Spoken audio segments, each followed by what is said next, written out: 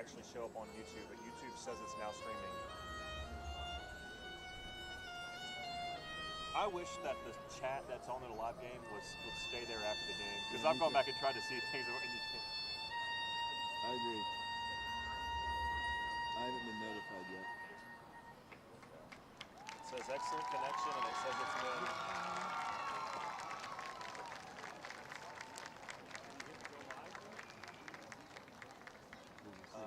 Okay, now it says it. Yeah, it says it is. Is it good now?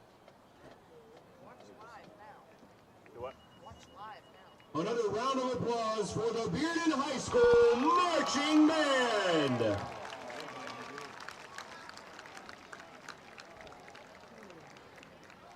Test. I can hear it, so it should be good. Testing 1 2, testing 1 2, testing 1 2.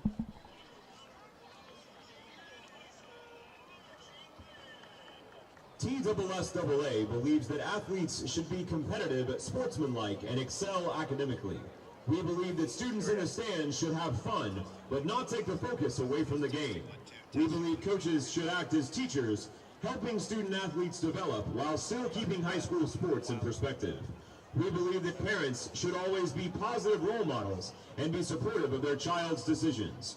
We believe officials commit their own time to high school sports, and respect should always be shown and given to them. $7,000-8,000. Hey, Mike, I'm going to have you slide just. Sure. Okay. Yeah, just so I can. I got to do that. Okay. Yeah. Not enough for you? Yeah, I'm good. I just need to give him some room here. What is that, priest playing now? What, I can't hear you over all this. Must be their senior night or something. They're going to do something.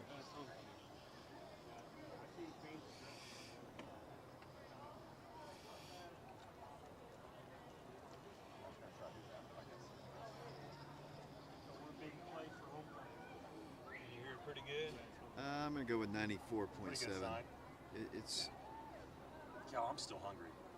I'm gonna go in there and see if they have anything else to eat. Hey, Al, Do they? You want a Rice Krispie treat? I appreciate it. They're pretty good. Oh yeah, I like them. I'm gonna go see if they got anything in there though. They have Chick-fil-A chicken sandwich. Are they out yet? Oh, wait. Yeah, tell me if they have anything. in there. 94.7 is stronger. Better? Yeah. Because I've got mine on 92.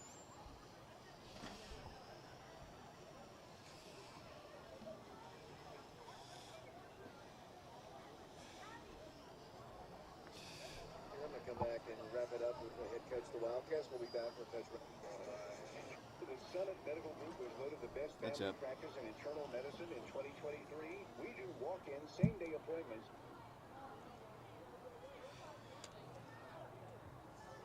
Dynasty 7's coming in pretty good. Okay, that's good. You could hear it. You just heard it. I could hear it too. It was just kind of a little bit. Yeah. Well, You your can- radio's a lot stronger. No. I haven't changed the batteries in a couple weeks too. So.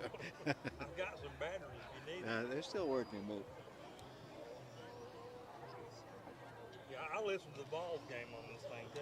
So. We stink. They had pizza that looked really good in there, but there was 2 slices, and Titus was right behind me, and I was like, I don't want to take the last one, so I left it in there. This is your mic. This is for you, kind sire. Are you sure? Yes. I appreciate it. He's a growing He is, boy. he is a good. Well, I licked it. I was going to give it back to him, but my tongue touched it. No, you're good. Thank you, Titus. He's a good one. He's all right. So they got popcorn in there? Yeah, they do. I'm gonna go get me a pop. You want a popcorn? No, thank you. You sure you want Titus to get it for you? You don't mind? Would you Yeah, get it for me, please? He was having to climb up on this step. Oh, Thank that you, doesn't look so good. Are you going to talk today or eat? Yes. Yes. Yes to both, David. You got that. I think I got that. When are we going? Pretty soon. Why? Probably about 5 minutes. Oh, plenty of time. Tell you one thing, there's no shortage of Bearden people here. There's a lot of Bearden people here. This is a huge school. It is. It is big. Yeah, it's over 1,000 more than we have. Oh, I didn't realize Yeah. that big. Yeah. Wow. 2,500, I think. Wow. Man, wow. His name is Titus, if you remember. Thank you, Ty. I appreciate it. I Ty. forgot to give you that pizza because I have glitches in there. He's a baseball guy. I'll be all right. So what's your natural hair color? Blonde. Yeah, but Sure. you got this. I remember when you were blonde, but you got. Yeah. Oh, so it gets like, it's almost like a mini fro. That's if I don't cut it. Did you ever have long hair, Dave?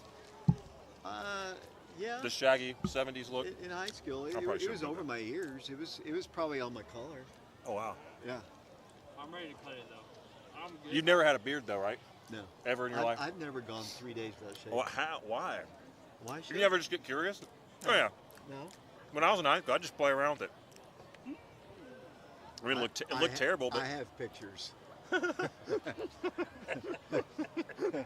I sent Dave a picture when I shaved everything but I sent Dave one time a picture because I had to cut my beard for something. And I was like 20, so I had like peach fuzz on and it was a terrible looking thing, but I sent him one like a Fu Manchu version. Terrible. It's my contact picture. Yeah, whenever he this day. calls, that's the picture I see. I'm gonna grow it. But the picture I see when you call me is when we were working at Watto. Yeah.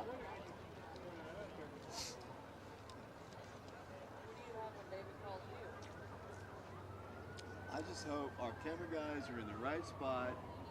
They won't be, because they'll be talking, and it's a pretty field. It's a very short porch. Wow. But it's a pretty field. Yeah, it is.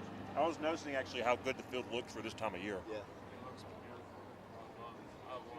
I'm a sucker for grass on the infield. I always think it's a good look.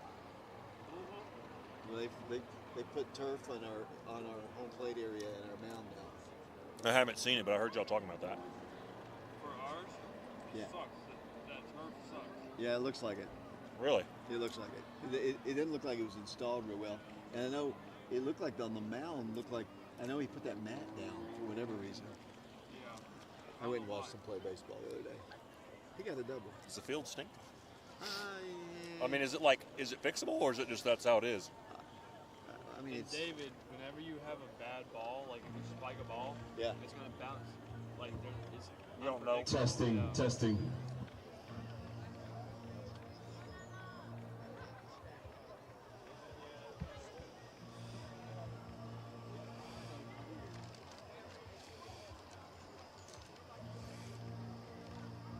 Here comes the cap.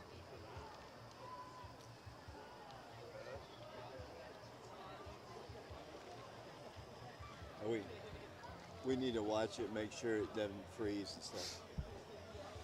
You know, that's Pretty good. what Oak Do I really need to do the clock? Can I turn it this way at least? You can do it. Okay. As long as the microphone doesn't fall off. Testing. Is you keep it? Are you okay? No, you're not keeping that on. I got the other mixers, so all four are working. So Okay.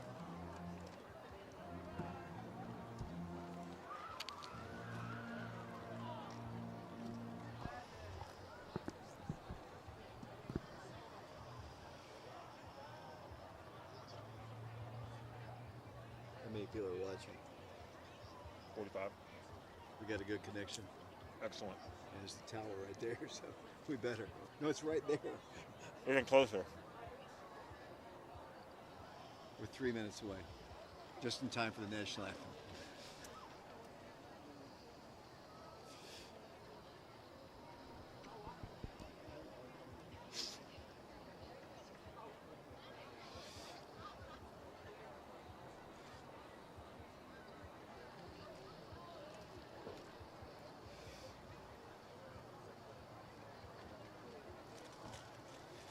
Do we have any students? This guy looks like. This guy that's coming. Titus, here they come. Let me get. I can stand better from this angle. I'll set it, and when they come down, you can. Ladies and gentlemen, at this time, we ask that you all please rise, remove your hats, and direct your attention to the 50-yard line of Jonathan H. Burnett Stadium and Bill Young Field. Please welcome the Bearden High School Marching Band as they prepare to perform our national anthem. The color guard commander is Cadet Petty Officer 3rd Class Alexander Mayer. He is a junior with a 3.9 GPA. He plans to attend the U.S. Air Force or U.S. Navy Academy and wants to be a fighter jet pilot. At White Rifle is Cadet Petty Officer 1st Class Brooklyn Bombardo. She is a junior with a 3.7 GPA. She plans to attend Jacksonville University and become a Marine Corps officer after college. Carrying the Tennessee flag is Cadet Lieutenant Jacob Loyacano, who is a senior and is the commanding officer for the NJROTC Bulldog Company. He plans to attend Jacksonville University and become a naval officer after college. Carrying the Army flag is Cadet Lieutenant Junior Grade Bailey Powell. She is a senior and is the executive officer for the NJROTC Bulldog Company. She plans to enlist in the Navy and Special Forces and become a Navy rescue swimmer.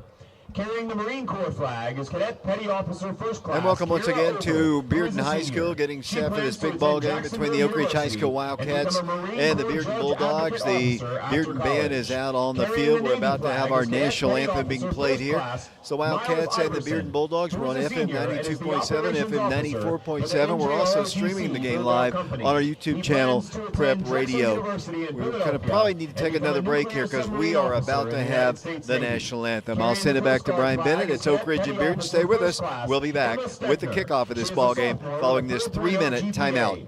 She plans to attend the University of Tennessee and study accounting. Carrying the Space Force flag is Cadet Seaman Apprentice Jocelyn Ruiz Hernandez. She is a sophomore and plans to enlist in the Army as a field surgeon. At left rifle is Cadet Petty Officer Elijah Marks, who is a junior and is the senior enlisted advisor for the NJROTC Bulldog Company. He plans to join the Army after high school and become an Army Ranger.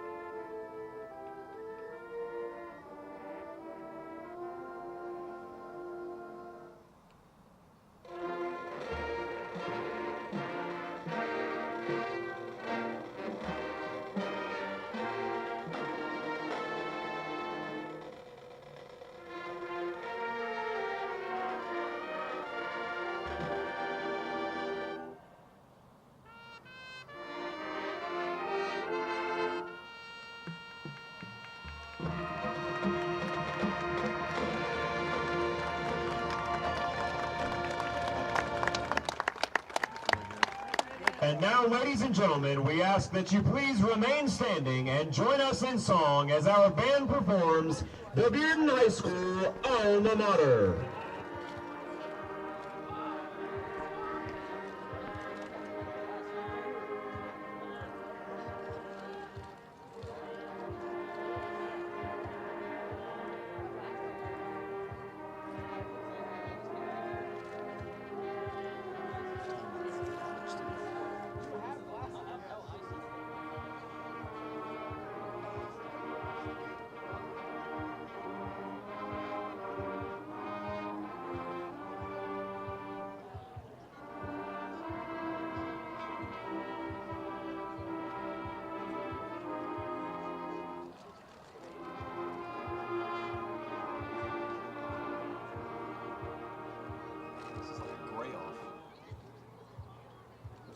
Both teams' primary color is maroon, and neither one is wearing it. This is like a gray off. This is 50 Shades of Gray. What do we do? Hey, welcome back once again to Bearden High School, getting set for Oak Ridge High School football. The Wildcats taking on the Bearden Bulldogs. The national anthem has been played. Great job there. Bearden band's outstanding. While we have a moment, why don't you run down the starting lineups? Alex Myers, who has now joined us here. Why don't you run down our starting lineups for tonight's game? Absolutely, David. At defensive end, on first up for the defense is Big Toba, a.k.a. Tim Walters. At defensive end, he's a junior, wears number 60. At nose guard, it's senior, number 76, Tavarier. We call him T-Ray Threet. The other defensive end, senior, number 65, Carson Nivens. At linebacker, we got 4 of them. The 2 outside linebackers, number 33, Amani Bishop, is a junior, and the other outside linebacker is number 27, Dallas Frent, categorizing him as an outside linebacker tonight. That's a change. At inside linebackers, junior, number 38, JT Gormley, and senior, number 56, Chijay Hibben.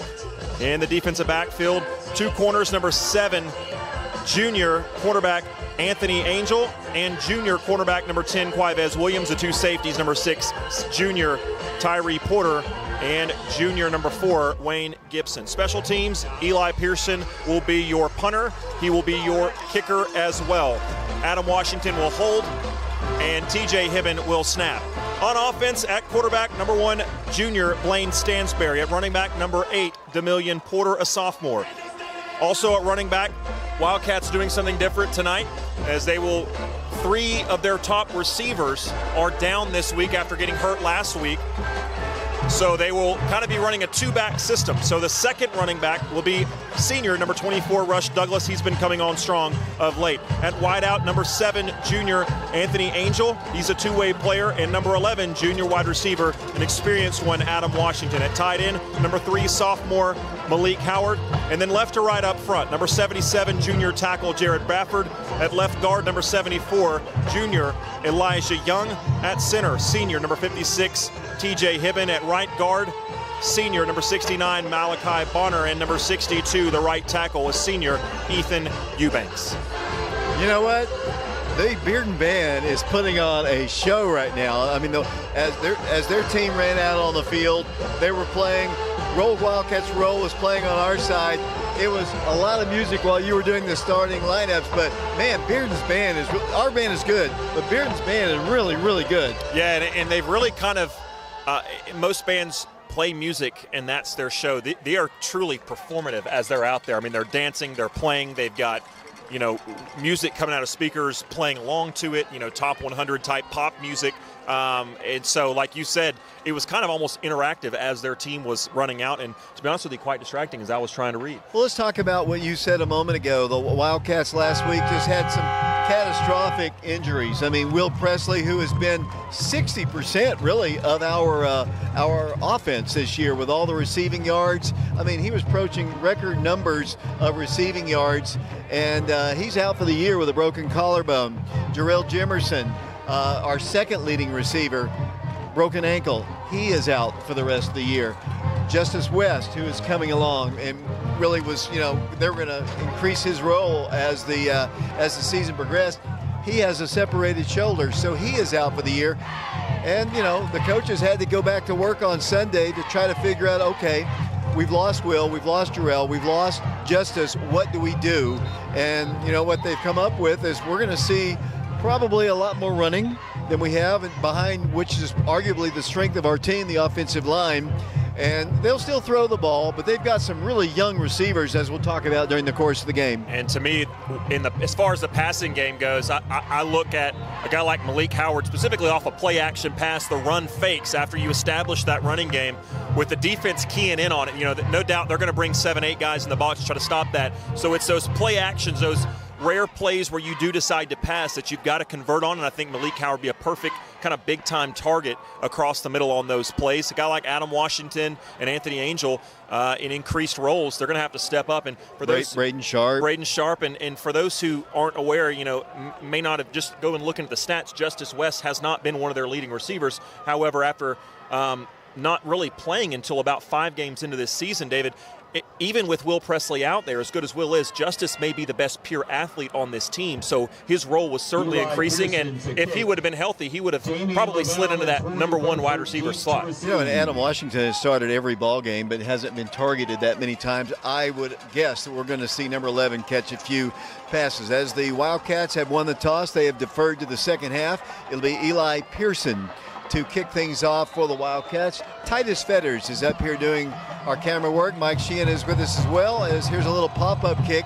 angling to the sideline. It's going to be fielded by a back, and then his own man knocks him down at the 30-yard line. I mean, just kind of ran into him in the backside, and Bearden will take over first down, 10 yards to go. Interesting decision after Eli Pearson struggled to get the ball into the end zone last week. Oak Ridge electing to go with the clear and intentional pop-up kick after the game last week on the opening kickoff was taken back for a touchdown return by Farragut. Oak Ridge didn't want to see that happen again, and so Farragut takes over 1st and 10 from their own 30. Well, they were trying, I heard in practice, they were trying to avoid Torrey Buford, who was an outstanding kick return guy. I heard Coach Rank say, try not to kick it to number 2, and that's what they did.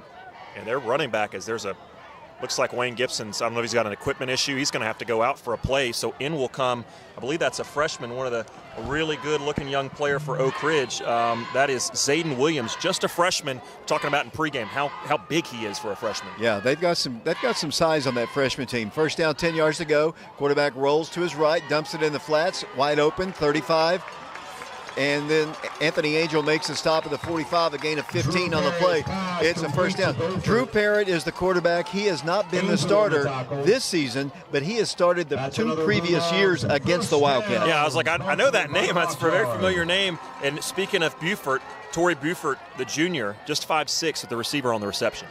First down, 10 yards to go. Ball is fumbled by the quarterback, Parrott. He is able to corral it. He's going to avoid being sacked. He runs to his left. He wants to make a move. He is going to go down on a sack by Wayne Gibson at the 41-yard line. The snap was high. Drew is not very big. He grabbed it, went to his left. There was nobody except White Church there, came back. It's a loss of 4 on the play. So 2 plays into the game, when we talked about this vaunted, or the Bearden team that would kind of in a similar situation, in all likelihood, try to run the ball a lot. Torian Riggins, a senior, 5'9", almost 220 pounds, and that might be giving him a few. He is a big, big back. 2 receivers split to the left, 1 man to the right. As they move left to right, as you look from the one side, there's some movement across the way. This is a banged-up team as well. Coach Ring was telling me off the air that he had heard, from the coaching circles that Bearden had a lot of injuries as well. And, this is a very talented team. Coach Jones has assembled a great team here at Bearden High School. But like this time of year, it's not unaccustomed for, for all teams to have injuries, and both Oak Ridge and Bearden are banged up. Absolutely. The talent level, and it's been almost within a snap of a finger when Coach got this job. This Bearden roster, the talent increased again almost in an instant, it seemed like. But when you look across the way, we're on the home stands. There's only one set of stands. You look across the way, the sheer numbers of Bearden Bulldogs, this is a really deep football team. 5-yard step off against the Bulldogs. Parrott back to pass. Across the way, pass is going to be caught. They move the ball across midfield up to the 47-yard line. Nice crisp pass there for close to first down yardage. That's Beaufort once again. I think that's the correct pronunciation for him. It'll be for the Bulldogs. Gain of 18, 3rd down and a yard to go. 10:15 to play. We're in the first quarter, just underway. Yeah, very rare you get a gain of that magnitude and still don't get a first down. Big play for the defense. Parrott once again has the snap, handoff to the back, and he has the first down, and he just barely got tripped up. He had nothing but an end zone in front of him. That's Riggins who carries the ball across the Oak Ridge 40 down to the 39-yard line. 1st and 10, Bearden Bulldogs. Tyree Porter coming up to make the tackle. I think he almost got shook, but he was able somehow to make a shoestring tackle. If he doesn't make that tackle, I think it's 6 points for the Bulldogs. From the 39-yard line, once again, the handoff to the back, and this time he is met and dropped by a host of white shirts. The Wildcats, if you're listening to us on the radio, are wearing their white jerseys, their gray pants, their cardinal numerals, the Bearden Bulldogs, in mostly gray and maroon. It'll be a gain of a yard on the play. 2nd down, 9 yards to go. If we were broadcasting on YouTube in black and white, the game would look almost identical to how it looks right now. We'll get Mike Sheehan in the broadcast here in a bit. We haven't really had a chance here. The Bulldogs have moved the ball, opening kickoff, and moved the ball to the 38-yard line. Play is halted The side judge coming over to. I don't know what the call is, but look at this tight end on the right, the near side, David, number 12. They list him at 216. He almost looks like kind of an extra blocker, almost a thin left tackle or right tackle. Second down, 9 yards to go. Drew Parrott to pass. Pass is going to be caught. Good pursuit by the Wildcats, and they drop him after a gain of about a yard.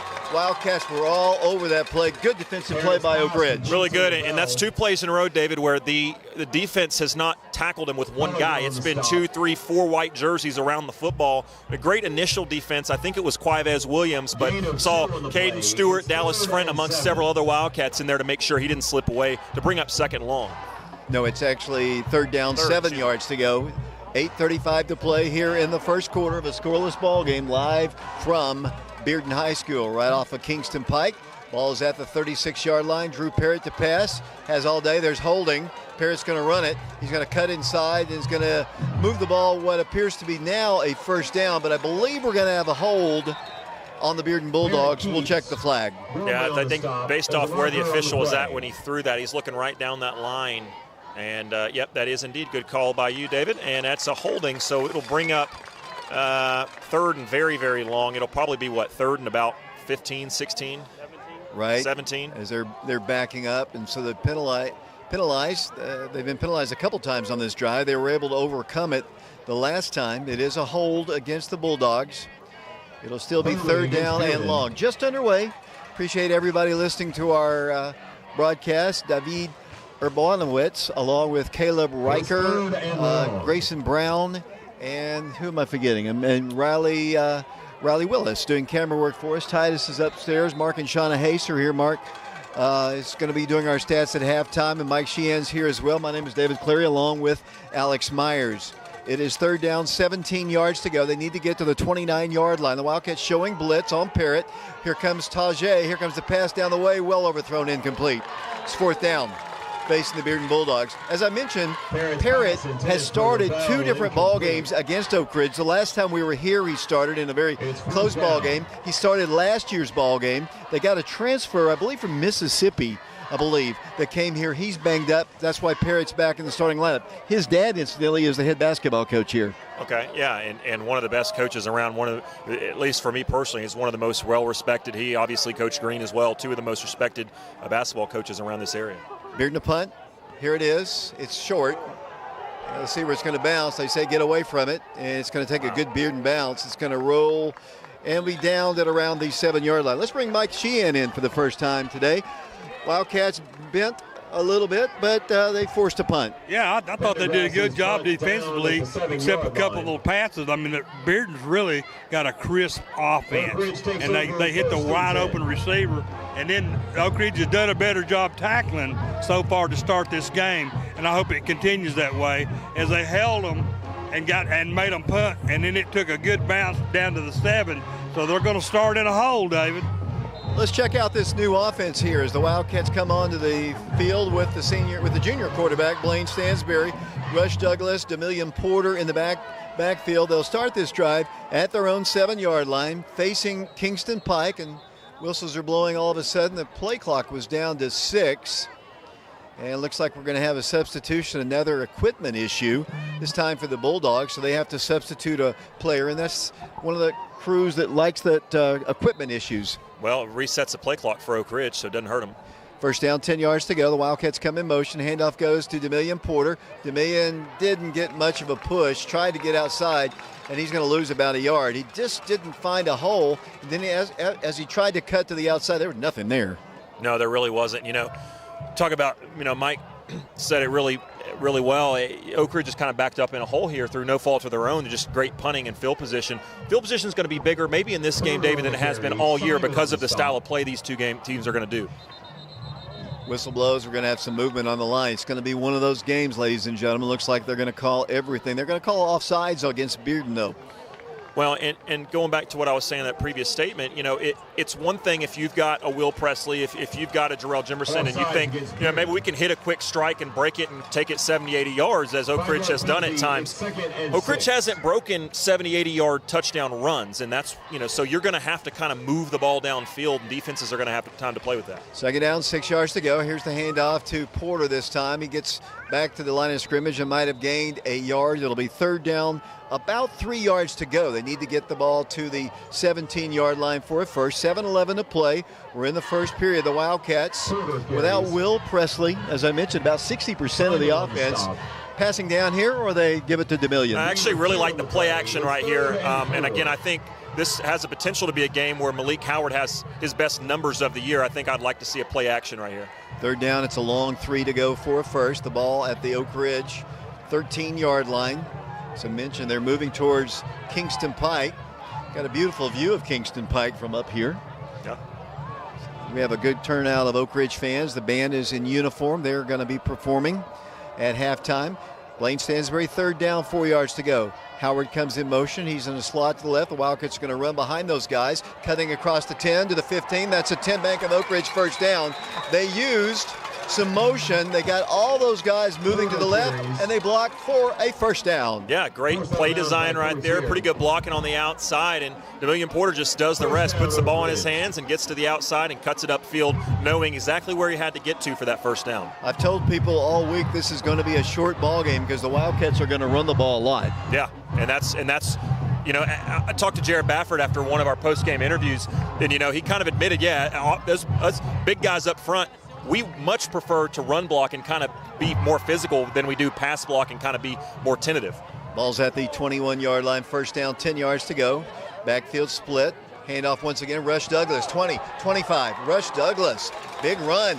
Moves the ball to around the 28-yard line, and then a late flag comes in. Yeah, it's going to be a late hit on Bearden. It wasn't egregious, anything malicious, I don't think, but he just kind of dove in after the play was already dead, and so Rush is going to get that gain up near the first down, and there's going to be 15 more yards. Alex, I spoke to Dallas Frent yesterday, or day before yesterday, and he told me he expects Rush Douglas to have a coming out game today. Well, and I was just thinking about that. Not only has Rush been coming on the last few games and showing that he's getting more comfortable and confident, but David, he's got fresh legs. You talked about this point in the season, everybody's kind of beaten up. Rush Douglas has fresh legs. Mike? Rush has really come on strong, and the line did a good job blocking that time. And now, not only did they get the first down, they got a penalty against Bearden that time. What was the call on that, David? Late hit against the Bulldogs. So the first down, another 10 bank of Oak Ridge first down up to the 43-yard line. Wildcats started this drive back at the 7. A couple penalties have really helped Oak Ridge. Yeah, penalties have been on aiding the Wildcats. And, hey, in a game like this, you take what you can get and you just keep matriculating the ball forward. The Wildcats with the backfield split. In motion comes Malik once again. They overpower the left side, but they're going to go to the right. It's going to be a handoff to the Wildcats, and there's going to be a hold against Oak Ridge now. That play didn't look, and then there's another late hit. Another late hit on the Bulldogs. Number 7, I think, just came in and just drilled the guy. It was zero, and it really, again, it wasn't super egregious. He didn't pound the guy into the ground, but what happened is once the whistles are blown, he's 2 or 3 steps, instead of just letting go and going back to the huddle, he just kind of shoves him. I mean, totally unnecessarily, and Bearden was going to get a holding penalty, but now it's going to be offset. It actually might benefit the Wildcats since it was after the play, and instead of the holding being 10 yards, that penalty there is going to be a 15-yard penalty. So Bearden really hurting themselves right now. So they're going to talk about it. Holding against Oak Ridge. Holding against Oak Ridge. It should have been a dead ball foul after the play. The official is going to step off the yardage. First off, the holding against Oak Ridge. And then they're going to come back. That's a 10-yard penalty. And then they're going to come back the other way with a 15-yard penalty against the Bearden Bulldogs. So they step it off. And the Wildcats are going to have the ball right at the 48-yard line. So you're exactly right, Alex. It kind of benefited Oak Ridge. Yeah. The guy who got hit on the sideline probably doesn't think so, but it helps the Wildcat cause as a team. It'll be for Oak Ridge now. First down and 5 yards to go. Wildcats at the 48-yard line.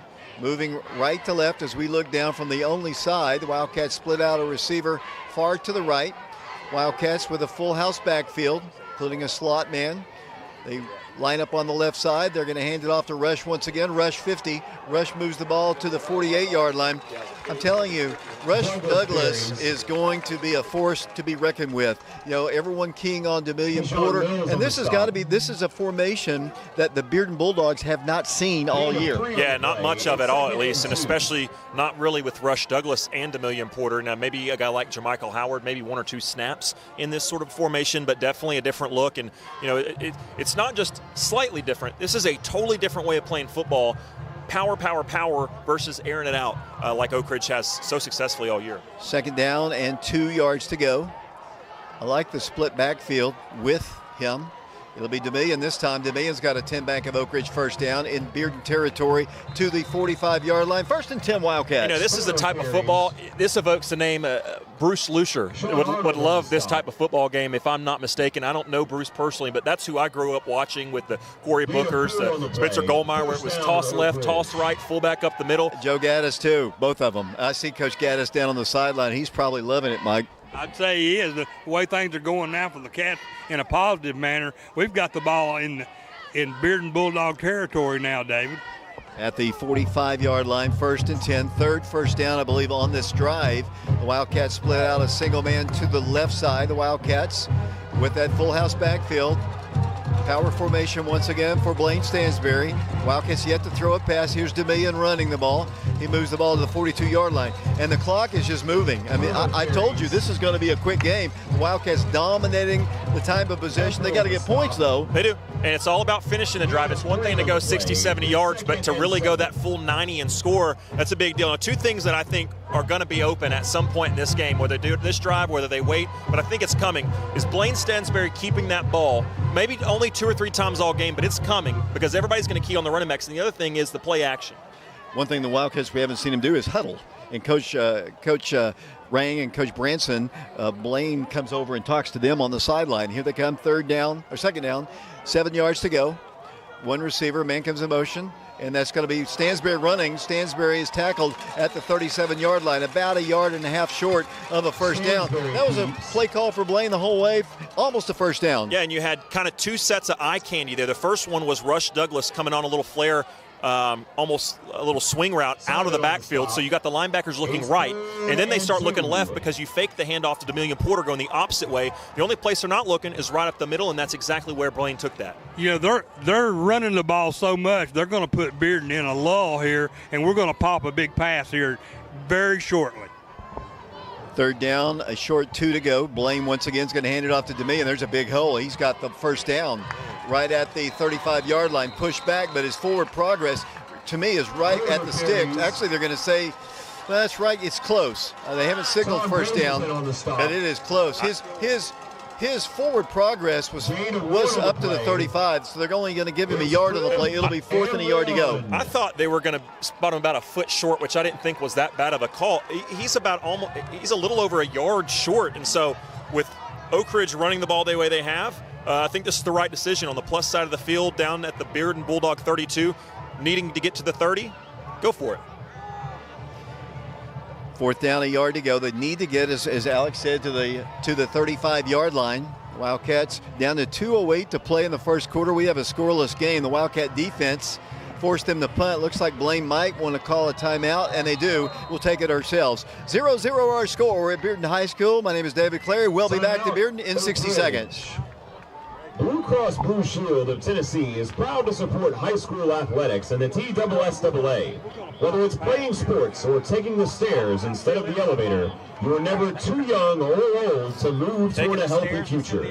So get on your feet, cheer on your team, and join Blue Cross in making a healthier Tennessee.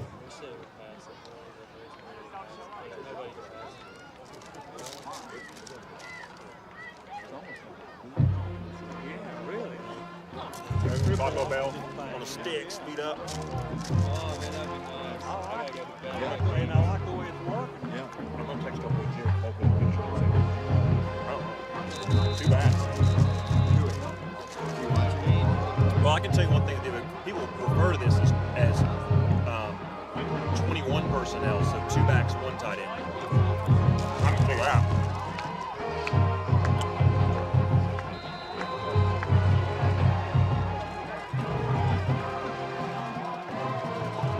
Welcome back once again to Bearden. The Wildcats rush to the line quickly. The Wildcats need a yard for a first down. Blaine Stansbury's going to hand it off to Rush Douglas.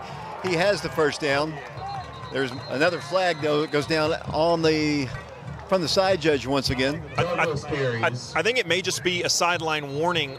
I think Coach Day was a little bit further out on the white line than they wanted, but he was 40 yards back from the play. I mean, that really doesn't affect it. It's a sideline warning. So the good news is this flag won't actually hurt, but the next one would. It is a sideline warning against the Wildcats, but it is another 10 bank of Oak Ridge first down. I mean, these officials, you want to talk about taking the law of the rule book literally. Coach Day, the ball is on the 30-yard line of Bearden, and he's on our 30-yard line. Bearden is trying to make adjustments on the fly here. They have taken their defensive backs out. They brought in bigger people into the ball game. And I think that's a perfect opportunity. If you notice that and I notice that, you know who else is going to notice that? Coach Rang. Wildcats are going to split receivers off to the left. That is Malik Howard to the left, a single man to the right. Blaine Stansbury, first down, 10 yards to go. They're going to go with the option pitch to Rush Douglas. Rush Douglas across the 35 up to around the 33-yard line. We're down to 90 seconds and counting in the first quarter. 0-0 our score. And just perfect patience and timing on that play. Blaine could have pitched that a lot earlier, instead waited to the very last second to pitch it. How about a shout out to our boy Tim Walters? Does so much for the Wildcat defensive line. Usually we see him a couple plays on a game come in at fullback. Well, with this new formation now, that's 2 plays in a row. He's just playing as an old school fullback, as essentially he's a nose tackle for the Wildcats, or a defensive end, excuse me. What an athlete. Splitting out to the right side far is Adam Washington, the Wildcats. Second down, 9 yards to go. Rush comes in motion. Here comes Blaine Stansbury, one to throw, pass wide open, he makes the catch 30. He has a 10 bank of Oak Ridge first down, almost by about a yard short. Wildcats do make that throw. It'll be third down and a yard to go. And Blaine Stansbury is almost acting as a maestro right now, and I love what he's doing. His stats are not going to be great at the end of this game because of how Oak Ridge is playing, and they're running the ball. The last 2 plays, though, he's acting like a perfect point guard, distributing the ball perfectly on time on that last pitch. That time, tried to run, was looking downfield, and at the last moment looked to the right and just kind of flicked the ball, almost sidearmed it out to Rush Douglas. I mean, he is just really working this offense perfectly. That's the end of the first quarter. We have a scoreless game. Oak Ridge and the Bearden Bulldogs. We'll take a break. We'll send it back to Brian Bennett. We'll be back in 60 seconds.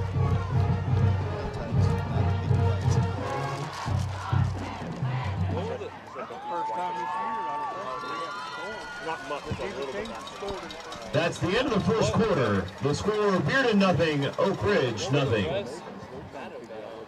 So usually when they call that the sideline warning, so usually it's when the players are kind of in the ref's way, you know, the way. Yeah, but here's the problem. The coach they called it on was down here at the 30-yard line. He was out too far, but like that play's not, it doesn't affect. What are we doing? Nothing. At this time, we ask that you turn your attention to the 20-yard line on the north end of the field. Tonight, we recognize the 2024 BHS Boys Golf Team. This year's team was coached by Billy Davis and assisted by Chris Kimmel. The team won the 2024 Region 2 Golf Tournament and finished the TSSAA State runners-up, with senior Bryce Harmon and freshman Dane Helzer earning all state honors. Congratulations to Bryce Harmon, Charlie Culbertson, Connor Hall, Dane Helzer. Welcome back once again to Bearden High School. The first quarter flew on by, Mike Sheehan. You're going to get home by the time the nursing home closes the doors. That'd be great with me. I'm all for it. I'm loving this offense, David. I'm very impressed, and the play calling's been excellent so far. Third down, 2 yards to go. Opening play of the second quarter. The Wildcats will house backfield once again. Here comes DeMillion running the ball. DeMillion looking for a hole, did not find it. He's going to be a yard short of a first down. It's going to be fourth down and a yard to go. Porter carries. Wildcats have only thrown one pass to this point in the ball game. It's a 0-0 ball game. You've got to figure the Bearden coaches right now are thinking, wow, we have not seen this at all. Not seen it, and right now they really don't have, and it's one of the more humiliating things. I think they're going to have to call a timeout and think about it. One of the coaching staff is, No, it's another equipment violation. Adam Washington, he doesn't know what the equipment violation is. You know, you've got certain officials that just look at certain things. These guys are more interested in tucking in their pants than they are watching a football game. Yeah, and calling a flag for a coach 40 yards away from the play being a 1.5 feet onto the sideline. No gain on the previous play. 4th down, 3 yards to go. Stansbury tried to get them to jump off, but they didn't bite. Ball's resting at the 27-yard line. It's a big play. We talked about it.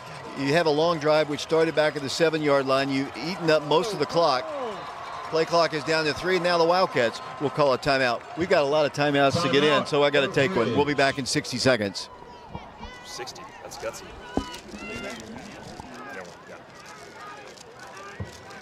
Fans, as you leave today, please remember to stay safe on the road. Click it or ticket, and don't let friends drive impaired.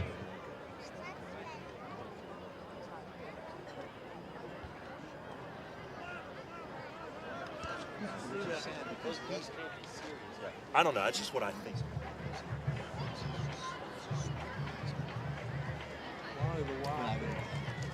I think that's what happened. Look at it in the blue. That's funny. On the back of it, where you turn around. Wait, so it was it is? Oh. What I'm saying, it doesn't. That doesn't affect the game at all. What are we doing? Can we not kick a 45-yard field goal? I agree. 4th down, 3 yards to go for the Wildcats. The Wildcats have spread the offense, facing a 3-man front.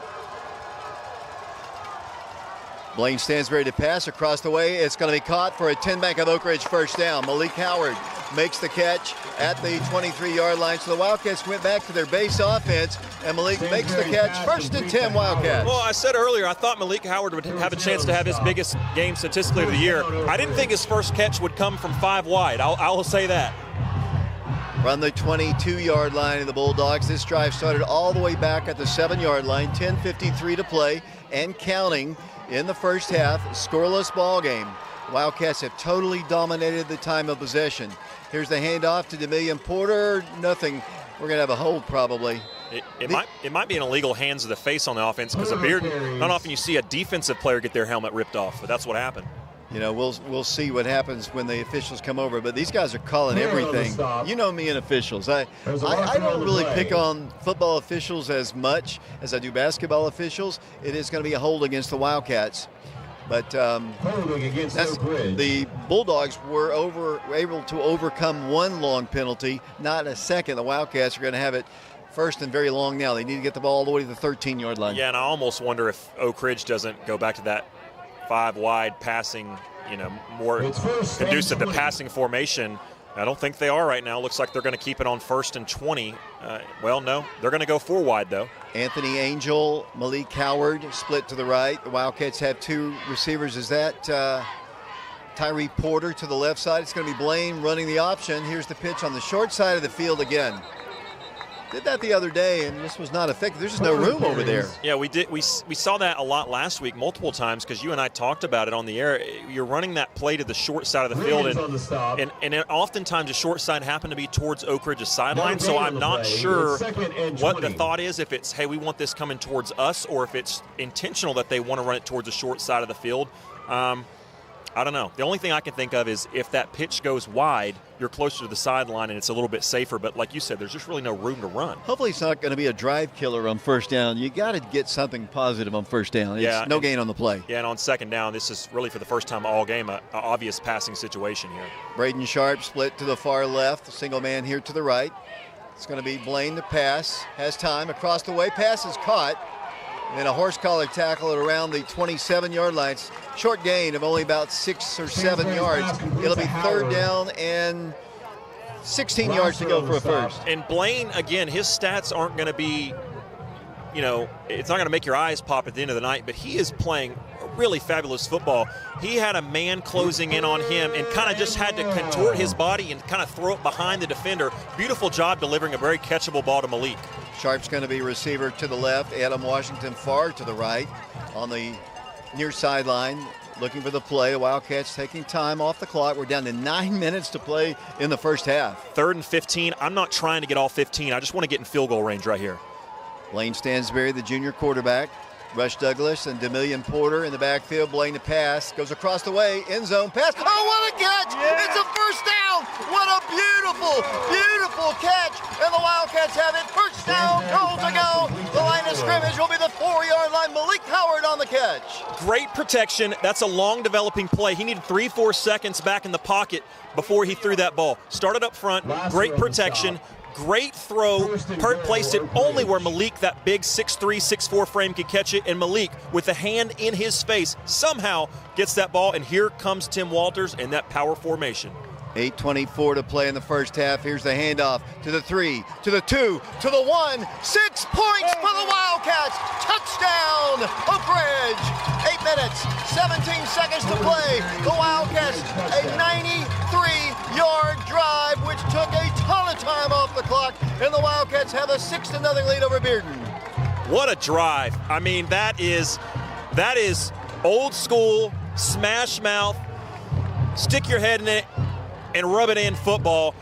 Force you can tell me you can't stop me and there's nothing you can do about it. Phenomenal job. Credit to that offensive line. Eli Pearson to attempt the extra point. Adam Washington the hole. The kick is blocked. It is 6-0. That's a big block. And that is the second time in the last 2 games that we've had an extra point blocked. But the Wildcats score first. It's 6-0 Oak Ridge. 8 minutes, 17 seconds to play in the second quarter. We'll take a break. We'll send it back to Brian Bennett. We'll be back with the Oak Ridge kickoff in 60 seconds. Fans, thank you for attending tonight's game. Please help us keep our stadium clean by disposing of your trash in one of the many trash containers located throughout the stadium. Thank you and enjoy the game. Mark, how much time off the clock was that? It started at we got it with 7:52. Okay. Almost the entire quarter. Mark, what did you say? Basically 11 minutes. How long? 11 minutes. 11 minutes. Thank you, Mark. A little over that. Put pictures on if you can take it from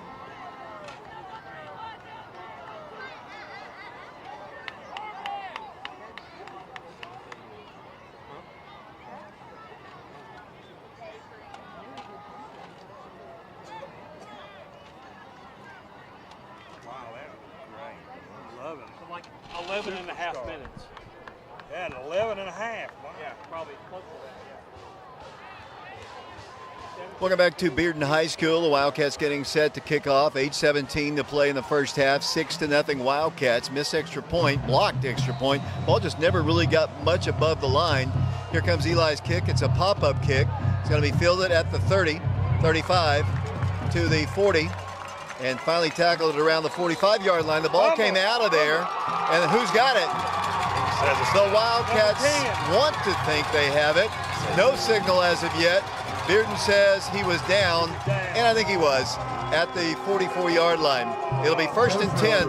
What an incredible drive just a moment ago for the Wildcats. Yeah, I mean, that's, you know, that's old school Oak Ridge football as I grew up on. Just smash mouth, shove the football down your defense's throat, and even though they might know what's coming, there's not a thing they can do about it.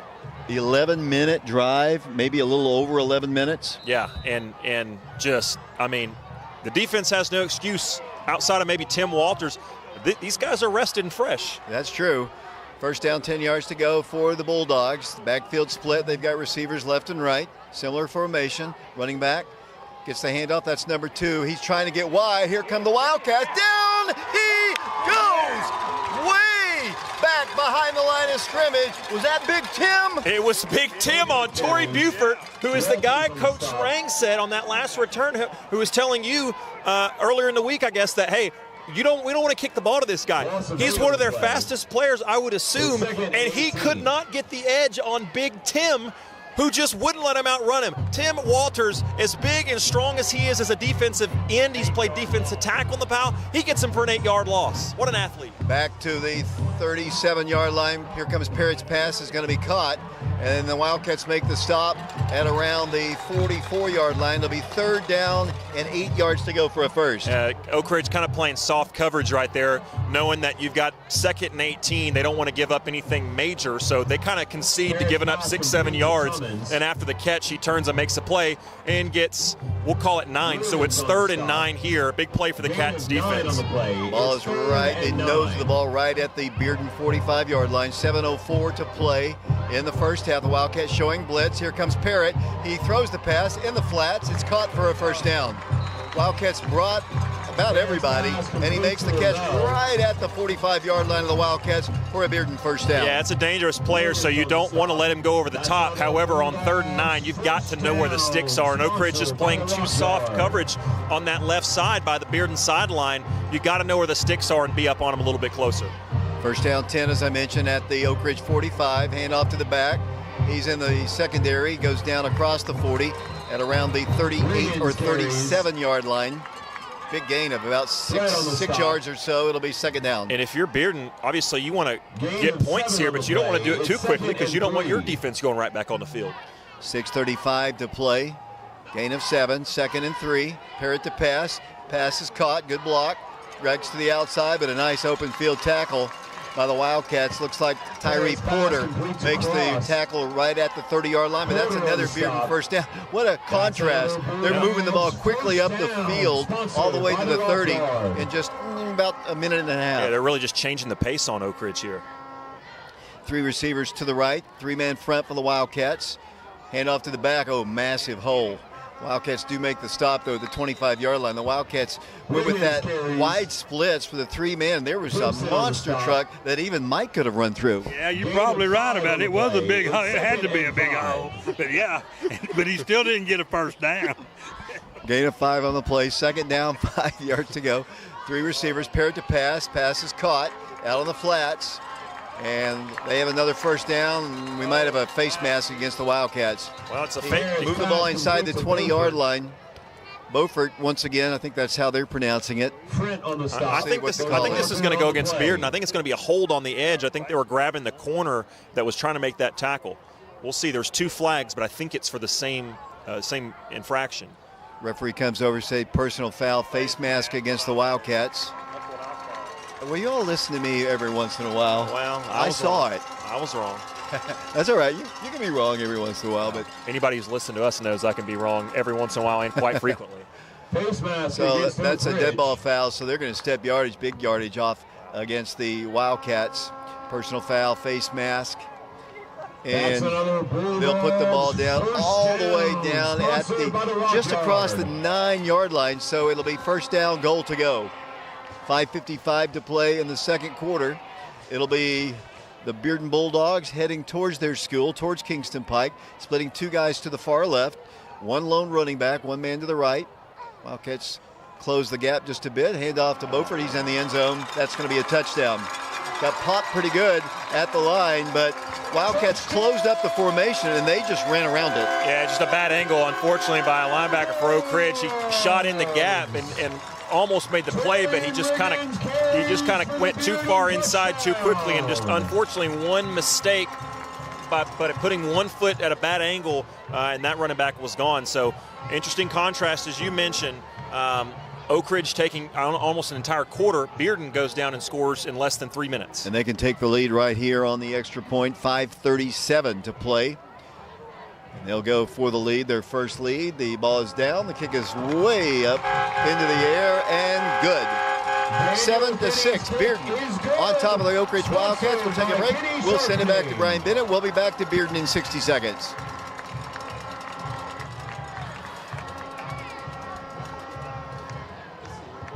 The new score with 5:37 remaining in the second quarter. Bearden 7, Oak Ridge 6.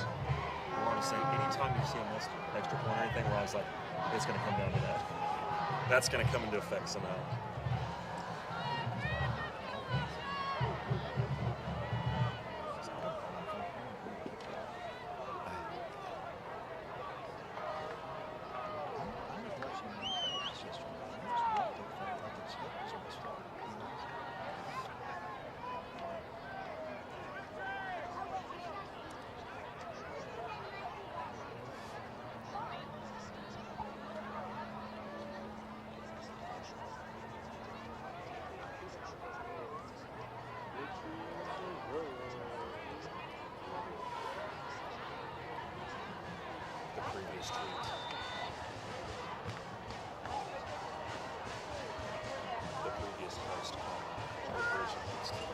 Welcome back once again. Here comes Bearden's kickoff. It's a end-over-end line drive kick heading towards the end zone, and it goes out. It goes through right around the pylon, and that'll be a touchback, and the Wildcats will take it 1st and 10 at the 20. Mike? That was a good decision to let that ball go, David. It took a good bounce for Oak Ridge.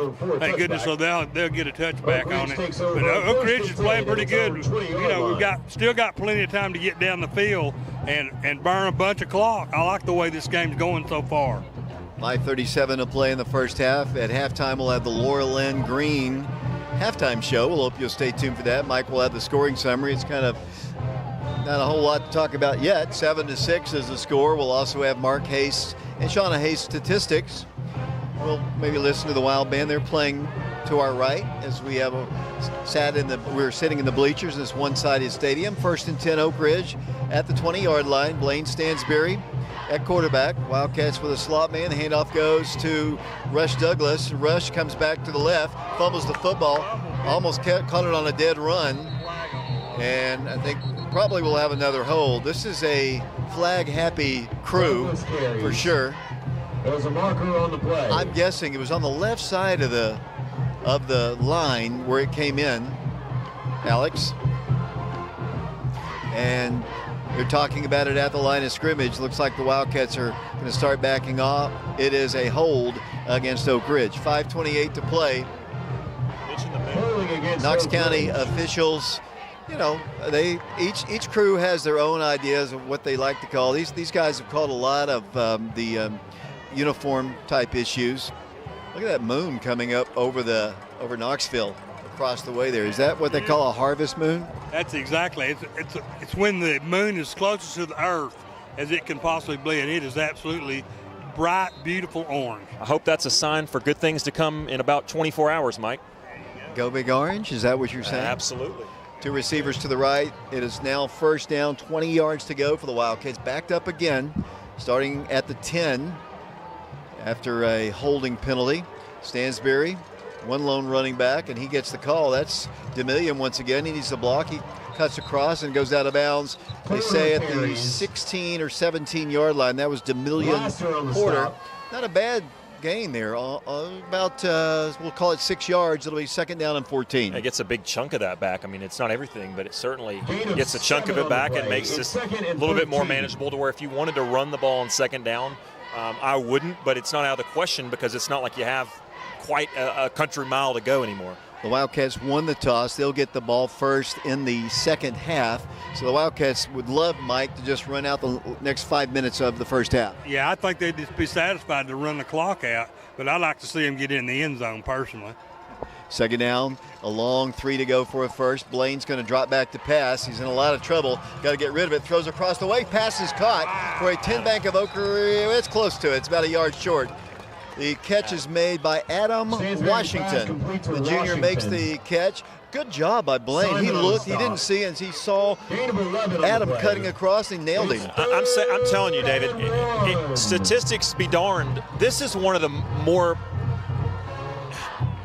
really one of the more exceptional first half and impressive first halves I've seen Blaine play in a Wildcat uniform because of everything that he's lost and how everything has changed with this offense. He's been nearly a perfect facilitator of the football. I can't say enough. I agree 100%. I mean, he always had will to lean on in the past as a timeout is asked for. Mike, you heard what Alex just said. You know, he's without his 2 top receivers plus one of his most athletic receivers. Wildcats have changed the whole way they want to work the offense, but Blaine's been masterful here in the first half. It's absolutely working. It's got the Bearden Bulldogs confused because they haven't seen any film whatsoever at all on this offense, and it's got them confused, and the Wildcats are executing perfectly. I thought that last pass that Blaine threw, spot on. I mean, it hit him right in the numbers, and he was wide open just for a moment and long enough to get within a yard of a first down. We got a ton of people watching our broadcast on our YouTube channel, Alex. Yeah, Debbie Hibben, Jeff Curley, Rebecca Parchman, get to feeling better. Greg Zager, Jeremy Mitchell, former Wildcat, friend of mine, working with him nowadays, good guy. Herbert Booker, Herbert Booker asked who zoomed into the moon. That would be me, Herbert. So, hey, let me live here. I thought it was a cool-looking shot. 4 minutes, 17 seconds to play in the first half. The Wildcats need a yard for a first. The Wildcats have one running back, two receivers to the right, going quickly. Handoff goes to DeMillion. Needs to cut inside. He's not going to get it. Just a little bit too slow hitting that hole. Went to the short side of the field. The spot is at the 29-yard line. That's still about a half a yard short. The Oak Ridge offense, they want to go for it. I think they're going to. With how they move the ball, Bearden's going to make them think about it, though. They're going to put the ball down right at the 29-yard line. It'll be 4th and a yard. Let's take a break. Timeout, Bearden. 3:59 to play first half. 7-6 our score. We'll be back following this 30-second timeout.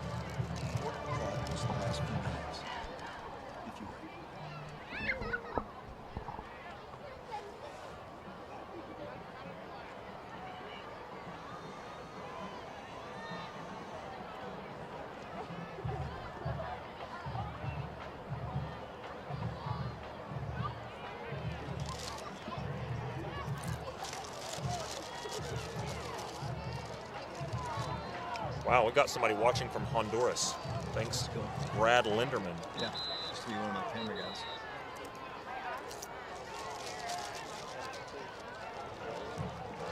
Today would have been my grandmother. Brooks Coleman wants me to point out it is a hunter's moon, which follows the harvest moon.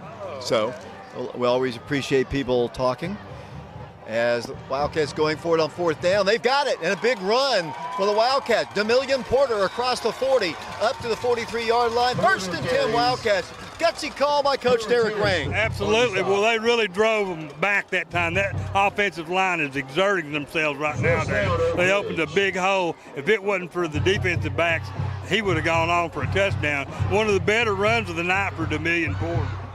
Line of scrimmage will be the Wildcat 43-yard line. Their backs to Kingston Pike. If you're listening to us on FM 92.7 WIJV, Wildcats have a single man split to the right side as a receiver. Tight formation once again, slot man as well. That's big Tim Walters, big handoff. DeMillion again, DeMillion across midfield. And it'll be a gain of about, we'll call it 8 yards in Bearden territory. It'll be 2nd down and 2 yards to go. Well, they found something they like down there in that left-hand side of the line, and they're opening big old holes, and he got a 9-yard run on that first carry. Adam Washington is a receiver split here to the near side. The Wildcats with a double slot, single running back. Trying to get them to jump off. Down to 3:05 to play in the first half in a 7-6 ball game, although the score is not up on the scoreboard now. Here comes the handoff. The Wildcats have a 10-bank of Oak Ridge first down. Somebody's helmet comes rolling out, and that's Jerry Bafford. And he's looking at the officials and saying, hey, they ripped my helmet off, and you're calling nothing. It is a first down at the 45. To the face when a guy gets his hands ripped off. How it wasn't called, I'm not sure. Particularly for a crew that really hasn't missed much all game. Hudson Lee comes out of the ball game. Tim Walters comes out, 2:48 to play. First half, 7-6, Bearden in the lead. The clock is moving. Play clock down to 12 seconds. The Wildcats have milked most of the first half clock. We'll have the full stats at halftime. Blaine Stansberry now with 5 seconds on the play clock. Back to pass, has time, goes deep. Malik Howard, he makes the catch. Pass interference. Anyway, down to the 16-yard line. It'll be another 10-bank of Oak Ridge first down and another great play, and then a late flag. We might have some jawing on the part of the Bearden Bulldogs, but Malik Howard has come to play tonight. Jaw away, tug his jersey, get called for a pass interference. I'm here to tell you, it doesn't matter. If you throw it high to 3, he's coming down with it. Malik Howard, Blaine Stansberry, what a connection we're seeing here tonight at Bearden High School. Excellent concentration by Malik Howard to catch that ball because they were hanging all over him. And he just paid attention to what he was supposed to be doing, catching the ball. He did. He turned it up the field and got some extra yardage. And that was a great play execution by the Wildcats. They're going to call it pass interference against Oak Ridge, which is absolutely a terrible call. Well, back it up, people watching on the stream right now.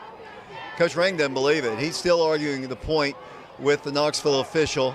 I'll tell you right now, I tell you why. You said Malik Howard. I said he had to jump up and go get it. You know why I did? Because Blaine was throwing that further downfield than Malik was, and it was because he got held. He got stopped about 7 yards downfield. So I don't know. I don't know. I'm not going to say the unsportsmanlike conduct was a bad call because maybe Malik or somebody was jawing, but it certainly was pass interference against Bearden, and it was called against Oak Ridge. People on the stream, back it up just a second and tell us what you think if it was pass interference against the Wildcats. What? We got 2 penalties, Alex. We got unsportsmanlike conduct and pass interference. As it's all the way back to the 25-yard line. What appeared to be 1st and 10 at the 16-yard line, we've got about 2 15-yard penalties. Yes, unbelievable. Yeah, that's crazy. 2 minutes, 26 seconds to play. It is now 1st and 40. 1st and 40. They need to get the ball to the 35-yard line. And Wildcats might just, we'll see what they do. They might just be content to work the time off. Both teams have used a lot of their timeouts. Stansberry is going to run the ball himself. Big hole, 30, 35. Blaine Stansberry pushed down hard at the 35-yard line. Clock is still moving, 2:07 to play. Nice run by Blaine, but they've got 40 yards to get a first down. Yeah, you know, he runs the ball so well, and you still look up and you've got to have 40 more yards just to get the first down stick. So Bearden's going to take a timeout. We'll take a quick one with him. We'll be back in 30 seconds. So Oak Ridge got called for a pass interference, and after the pass interference, it was unfortunate. Now, if it would have been like pass interference. Tonight's pregame meal for the football team was provided by Big Kahuna Wings, the wings that changed it all.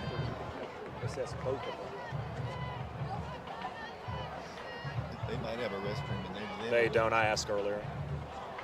Unfortunately. How was that? Yeah, I I don't know. That's what I'm saying. It's bad. 75 yards in penalties.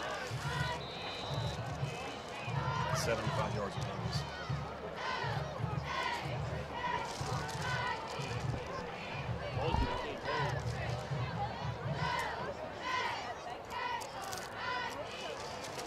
Martha Lee, Ben George, and my mom say terrible call, but they're all 3 biased, I think. But well, I agree with them. Okay.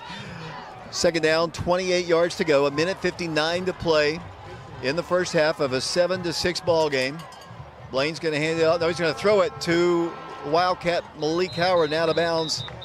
He goes at the 43-yard line. They need to get to the 35-yard line of Bearden. It'll be 3rd down and very long, facing the Wildcats. Yeah, and unfortunately, I think that's one where Oak Ridge would have benefited if he stays in bounds, because, you know, if you don't get this, now you're giving Bearden the ball back with more time on the clock. I'm going to go check with Mark Hayes momentarily. Has there been an incomplete pass yet? I mean, he has been almost perfect tonight. Max Fleming also says it was not pass interference. Well, all that matters really, though, Mike, is the officials. Yeah, so 3rd down, 22 yards to go.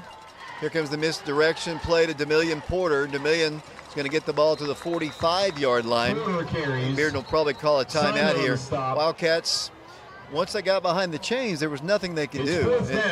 Our coaching staff is having words with them as a timeout asked for by Bearden. Yeah, and I don't blame him. Blaine Stansberry talked about, I don't know if he didn't complete it when he hadn't thrown many, but he's 5 for 5 on the night.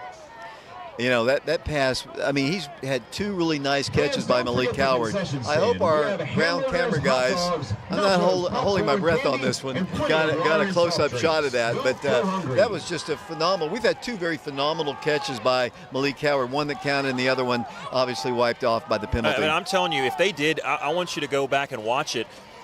The pass was only that high because Blaine was expecting on the timing for him to be about 5 yards further downfield, and I watched it happen live.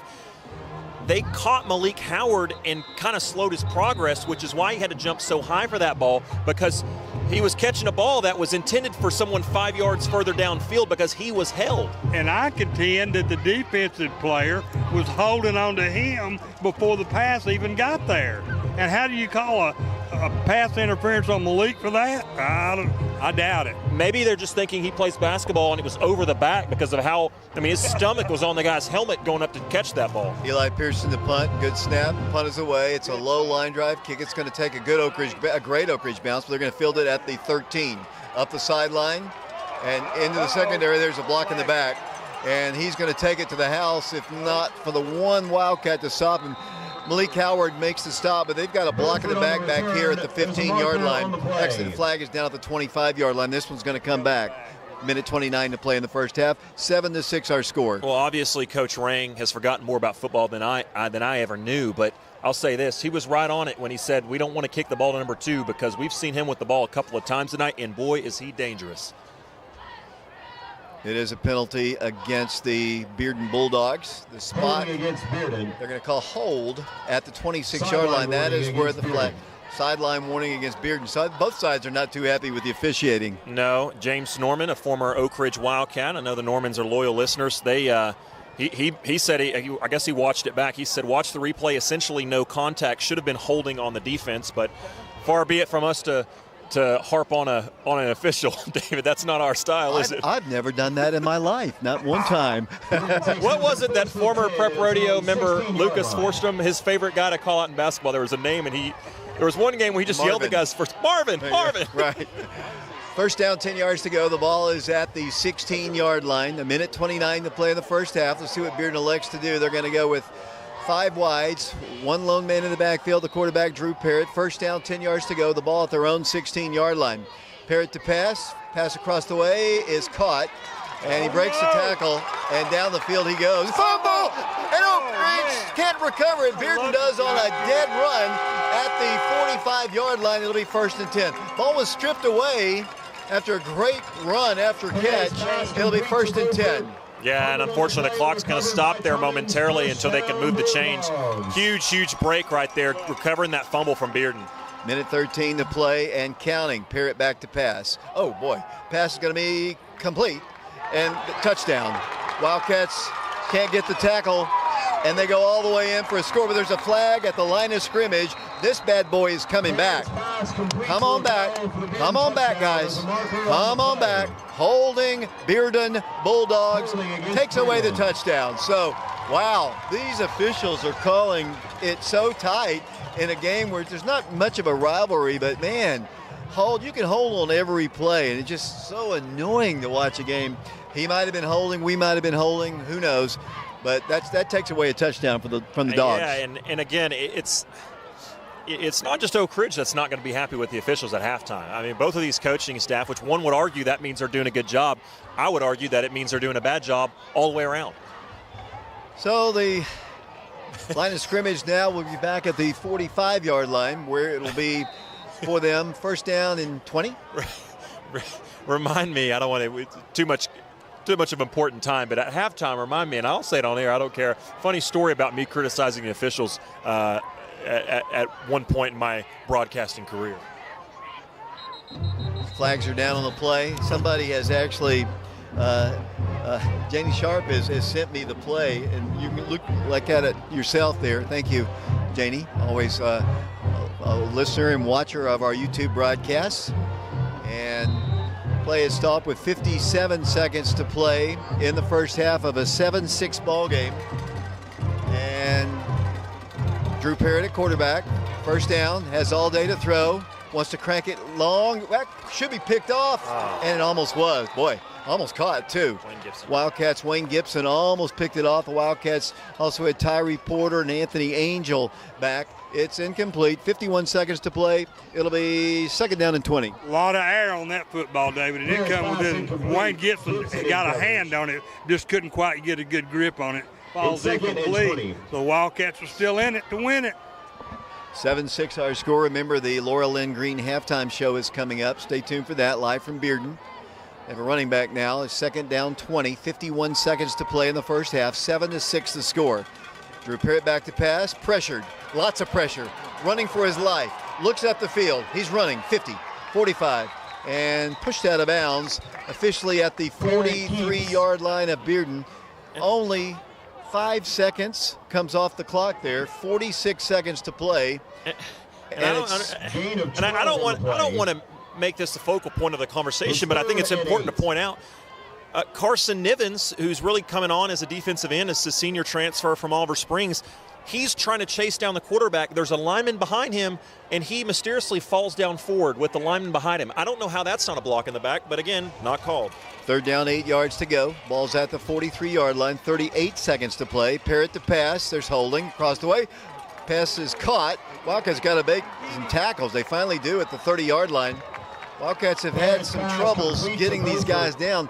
Clock is down to 30 seconds. First down, 10 yards to go. The clock is already moving. 25 seconds to play, and they spike it to stop the clock at 24 seconds to play in the first half. And unfortunately, I think that was a play where Dallas Frent was in the right place at the right time, and I think he almost pulled up. I think you were getting ready to say boom, big stick, because he was about to level the guy, but I think he almost got there a quarter of a second early, so he kind of had to hold up. And then by the time the ball was finally there and he went to wrap him up, his timing was off. 24 seconds to play, first half. First down, 10 at the Oak Ridge 30-yard line. Single running back, 2 receivers to the right, 2 to the left. Parrott looking at a blitz. Here it comes. Pressure. Parrott, end zone. Passes there. It's caught. Touchdown, Bulldogs. Torrey Beaufort, the junior. That's the guy Coach Rang wanted to keep the ball away from on the special teams. You couldn't keep the ball away from there, unfortunately, and now Bearden. This is a situation in this game right before half. You hate to see that, because now Bearden's going to take all that momentum, barring something crazy from Oak Ridge. 17 seconds to play, so they come all the way down the field. The Wildcats struggled a bit to tackle on that particular drive. Good job throwing the ball by Drew Parrott, too, as they go for the extra point. 13-6. Bulldogs on top. Play is halted. It's not a play clock violation. There's still 9 seconds on the clock. Another equipment issue, and out he goes. I don't know. And here comes another guy in the ball game. So this crew, I guess, I don't know, they're fashion police, I guess. I don't know. Thank goodness they're not looking up at the top row at the bleachers where we're sitting. So they'll go for the extra point. 17 seconds to play. First half, 13-6, Bearden. 6A Bearden Bulldogs. Their band performed before the ball game. I don't know if they're going to perform at halftime. Here's a low snap. Here's lots of pressure. Kick kind of slings off to the left, but it's good enough for the extra point. 14-6 our score. The Wildcats trail. We are live at Bearden High School. We'll be back for the Bulldog kickoff in 60 seconds. The new score with 17 seconds remaining in the second quarter. Bearden 14, Oak Ridge 6. Number 2, Beaufort. Somebody else sent you something. I'm guessing it's.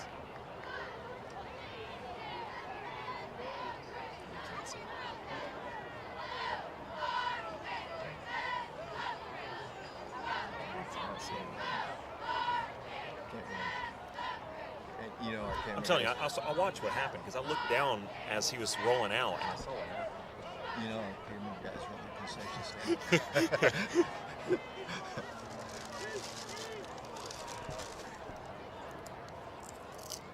We are getting a lot more spots now.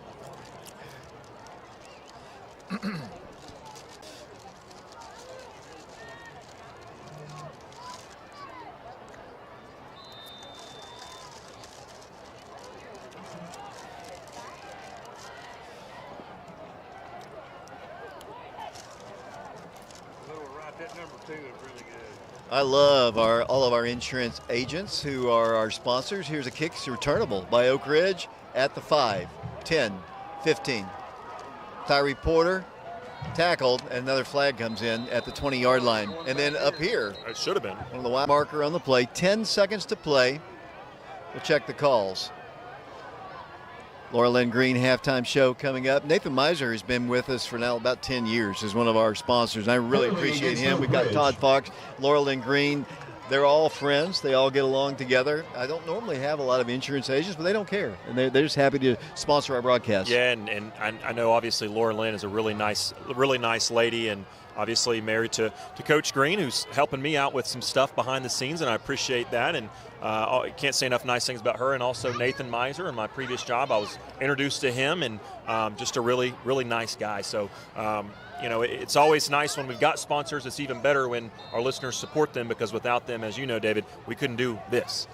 I think the Wildcats will take a knee right here. 10 seconds to play, 14-6 the score. The Wildcats will get the ball first. They've turned the lights on the baseball field immediately behind us. It is a beautiful field. It's a very short porch, and the Wildcats do take a knee, and that signals we are at halftime. Even though the clock is not moved, now they start the clock. Well, neither has our our clock operator on Prep Radio, but we won't single him out. Yes, we will. Alex Myers. he is the electric clock operator on our scoreboard. We will try to do as much as we can on our scoreboard. Mike, while Alex is figuring all that out, your thoughts on the first half? It was too many penalties on both teams, really, and it's a shame because it really affects the game. Especially, you know, Oak Ridge's got a couple of breaks, and then there at the end, Bearden got some big breaks. But it was a very hotly contested football game. I really enjoyed it. The Wildcats are hanging in there, David. You know, just an unfortunate great pass there from Pendergrass to number 2 for the Bearden Bulldogs. And they got, you know, they jumped up on us. But, you know, hopefully the second half will start on a good note for the Wildcats, as they will receive the opening kickoff for the second half. 14-6 our score. On social media today and across, you might have heard there was an incident that got a lot of attention at Oak Ridge High School today. I would like to read a statement from the Oak Ridge Schools system. This afternoon, let me get some good lighting here. This afternoon, a faulty alertus pendant initiated a false alarm level 4 lockdown at Oak Ridge High School. ORHS School Resource Officer Larry Dowdell, Assistant Principal Russ Wise, and Oak Ridge Police Department quickly responded to the room where the alert was initiated and determined that there was no threat to the area. The Oak Ridge Police Department proceeded to clear the building room by room to ensure there was no threat elsewhere in the building. Once the building was cleared, the lockdown was lifted and the students and staff returned to their 4th block class at Oak Ridge High School as scheduled. The faulty pendant continued to initiate lockdowns until our information technology team was able to remotely disable the pendant, which is what caused the subsequent alerts that went off in the minutes following the all clear announcement. Our technology staff is investigating the root cause of the faulty pendant, I think that's the right word, and will work diligently towards resolving the issue to avoid future false alarms. We commend the high school staff and students as well as local law enforcement for the quick and urgent responses for the false alarm. While it was certainly a frightening moment for everyone involved, there is relief in knowing that in the event of a credible lockdown, our students and staff are trained to take all the necessary precautions to keep themselves and each other safe. And that is from the Oak Ridge Schools. We're at halftime. I see Kelly Rowland, one of my all-time friends here. 14-6 is our score. The Laura Lynn Green halftime show is about to start. We'll be back in 4 minutes. Hello, Mr. Clary. How you doing? Hey, Mama, Good to see you. You remember Mike? I was thinking about Mike the other day. I was like, I wonder what he's doing now. He's right here. Let me get out of the way. You give him a big hug, too. I have missed you so much. I gotta tell you. At this time, Bearden High School would like to welcome our alumni, student body, and guests to the 2024 Bearden High School Homecoming Halftime Presentation. Various clubs and organizations throughout the school have sponsored homecoming candidates. The entire student body had the opportunity to vote on these candidates to select their class's winner and this year's 2024 Homecoming King and Queen. This year's Homecoming Court has completed over 2,300 hours of community service in high school. We are pleased to present this year's Homecoming Court as their peers selected them to represent their class. Freshman, Jariah Leverett. Jariah Leverett is the daughter of Kiara Leverett and Antonio Jones. This is her first year on the cheerleading team. Jariah loves cheerleading, dancing, being productive, and being sociable with her friends. In the future, she hopes to continue cheerleading at a college level while furthering her education to her career. Freshman Ronnie Taskin is the daughter of Johanna Taskin. She is being escorted by her older sister, Valeria Taskin. Ronnie represents mentoring and the freshman class. Ronnie hopes to have a great time in high school with excellent grades, strong involvement, and making new friends. In the future, she wants to go to MIT in aerospace engineering.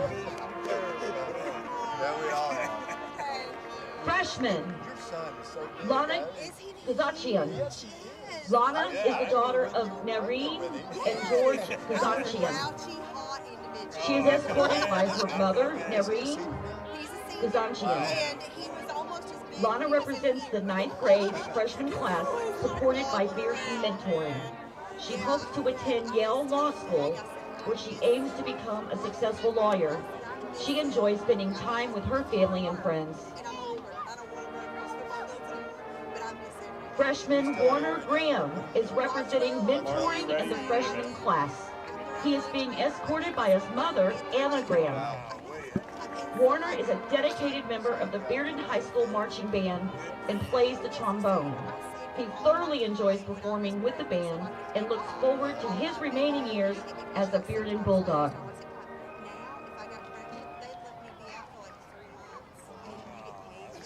Freshman Brody Webb. Brody is the son of Christina and Jeremy Webb. He will be escorted by his father, Jeremy Webb. Brody represents the freshman class supported by Bearden mentoring. Webb participates in Dog-a-thon, an organization that raises money for East Tennessee Children's Hospital. He enjoys pickleball, going to the gym, and spending time with his family. Now, representing the sophomore class, sophomore Lucy Turgraff. Lucy is the daughter of Emily and Adam Turgraff. She is escorted by her father, Adam Turgraff. Lucy represents the Bearden High School cheer team. She hopes to cheer at the University of Tennessee. She loves to cheer and be with her friends and family. Want me to get Emmett real quick until he's ready? He said he's about 2 minutes. Yeah. Or you want to talk to him? Sophomore Addie Dugan is the daughter of Adam and Ashley Dugan. Addie is escorted by her father, Adam Dugan. Addie represents the dance team. She has won 1 national title and 2 state titles while on the team. Addie enjoys traveling and spending time with her friends and family. Sophomore Brooklyn Childress is the daughter of Ashley and Brandon Childress. She is escorted by her father, Brandon Childress. Brooklyn is representing Project U. High school. As we are here, Mark Case getting ready to do the stats. It's homecoming at Bearden, so that's not something necessarily you typically see from an Oak Ridge team, is that they're the recipient of a hosting of homecoming, but that's the case tonight. Again, your halftime score, Bearden up 14-6 as they scored with 17 seconds left to go before halftime. Mark Case, do you have the first half stats? So my biggest question, Alex, to you is, will they add 3 minutes on the clock for homecoming? Oh, there's absolutely no question. No question. All right, thank you very much. As Alex said, Oak Ridge trails at the half 14-6 to the Bearden Bulldogs. Looking at the statistics, first for Oak Ridge, they're led on the ground by Demillion Porter. He has 15 carries for 55 yards. Blaine Stansberry, 3 carries for 15 yards.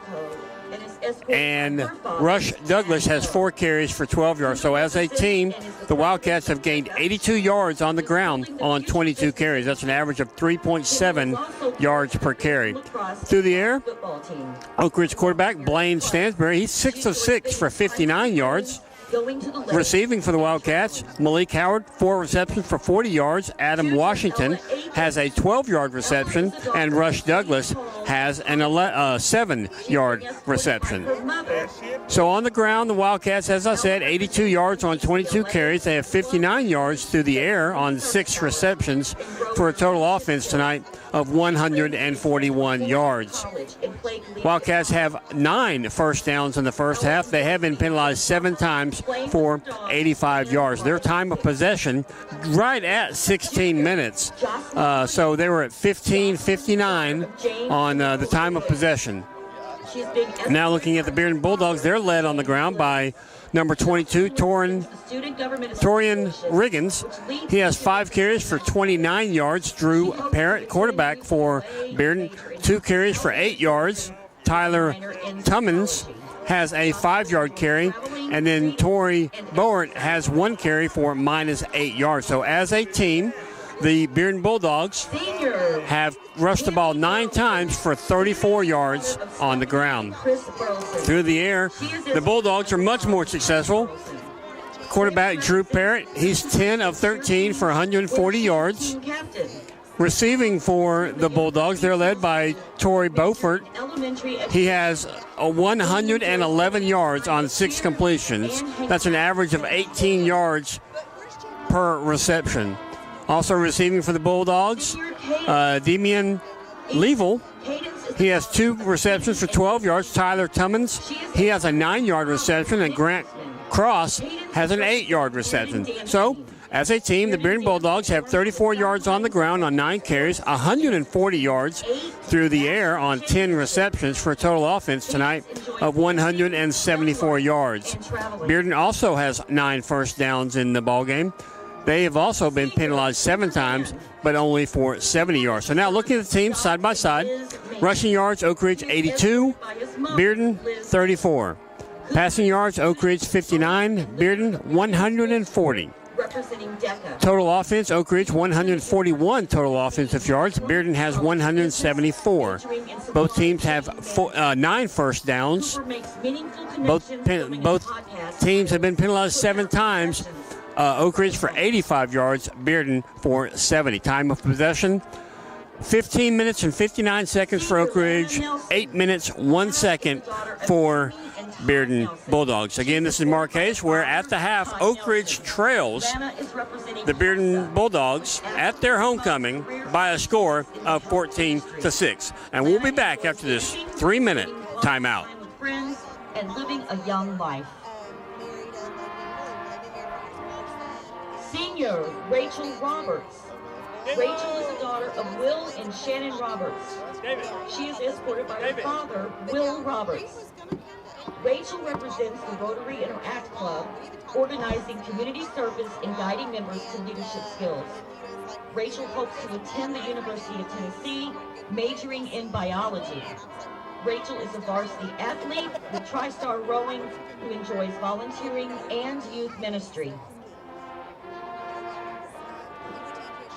Senior Kimberly Martinez is escorted by her mom, Damara Sevilla.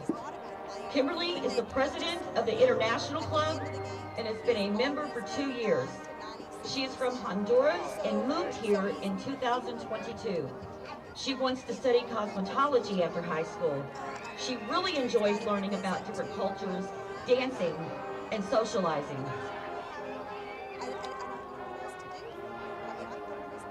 Senior Mallory Simpson. Mallory is the daughter of Chad and Lee Simpson. She is escorted by her father, Chad Simpson. Mallory represents Key Club, where members serve 50 hours of service yearly, making major impact organizations throughout Knoxville. Mallory hopes to dance at the collegiate level, majoring in business management. She loves traveling, volunteering, and spending time with loved ones.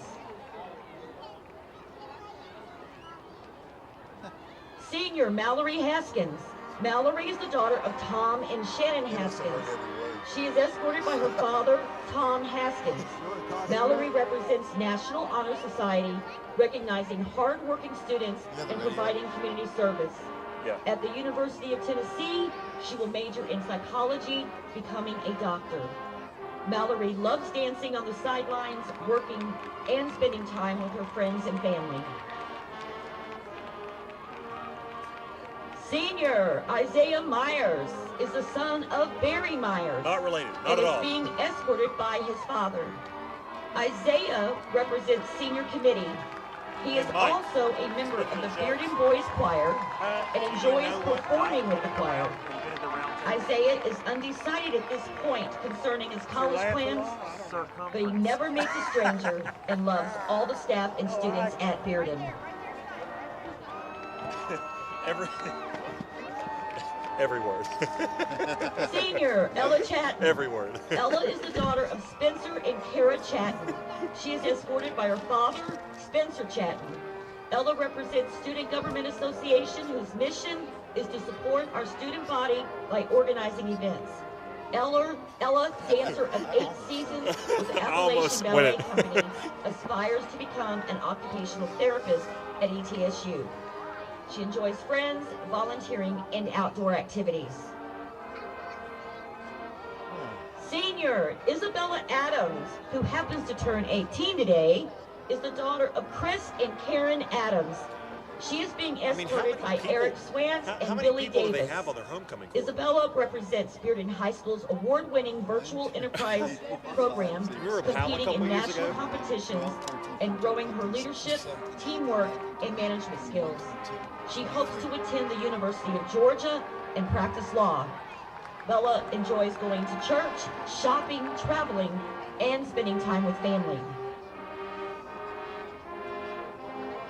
Welcome to our 2023-24 King Jordan James and Queen Kinsey Banks.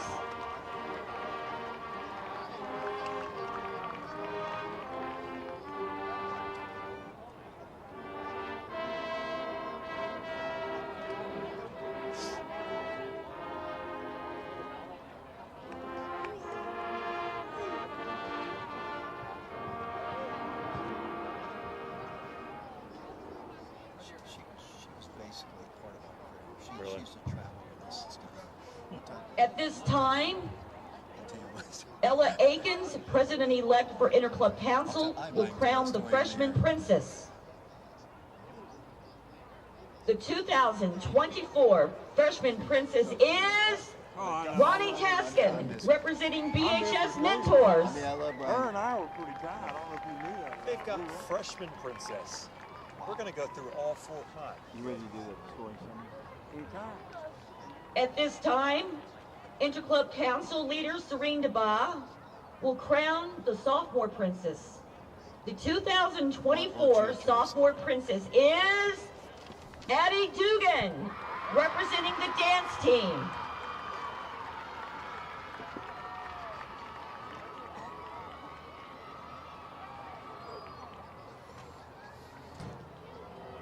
At this time, the Interclub Council-elect Abby Pickard will crown the 2024 Junior Princess. And the Junior Princess is Jocelyn Williams, representing STA. Welcome back to Bearden High School. Alex Myers, David Clary, and Mike Sheehan with you. Again, your score is 14-6. Bearden took a late score that increased their lead from 7-6 to 14-6. Mike Sheehan will tell us how we got there. Thank you very much, Alex. Lots of penalties, lots of moving up down the field, and a great clock runoff by the Wildcat. They had a 93-yard drive that took 11 minutes and 30 seconds off the clock. So that was a tremendous drive for the Wildcat. And they finally scored in the second quarter with 8:17 left. The Wildcats went up 6-0. On a 4-yard run by Demillion Porter after a 93-yard drive. And the extra point kick by Eli Pearson was blocked, and the Wildcats led only 6-0. Then with 5:30 seconds left in the second quarter, Torian Riggins ran a 9-yard touchdown run in for the Bearden Bulldogs and tied the game up 6-6.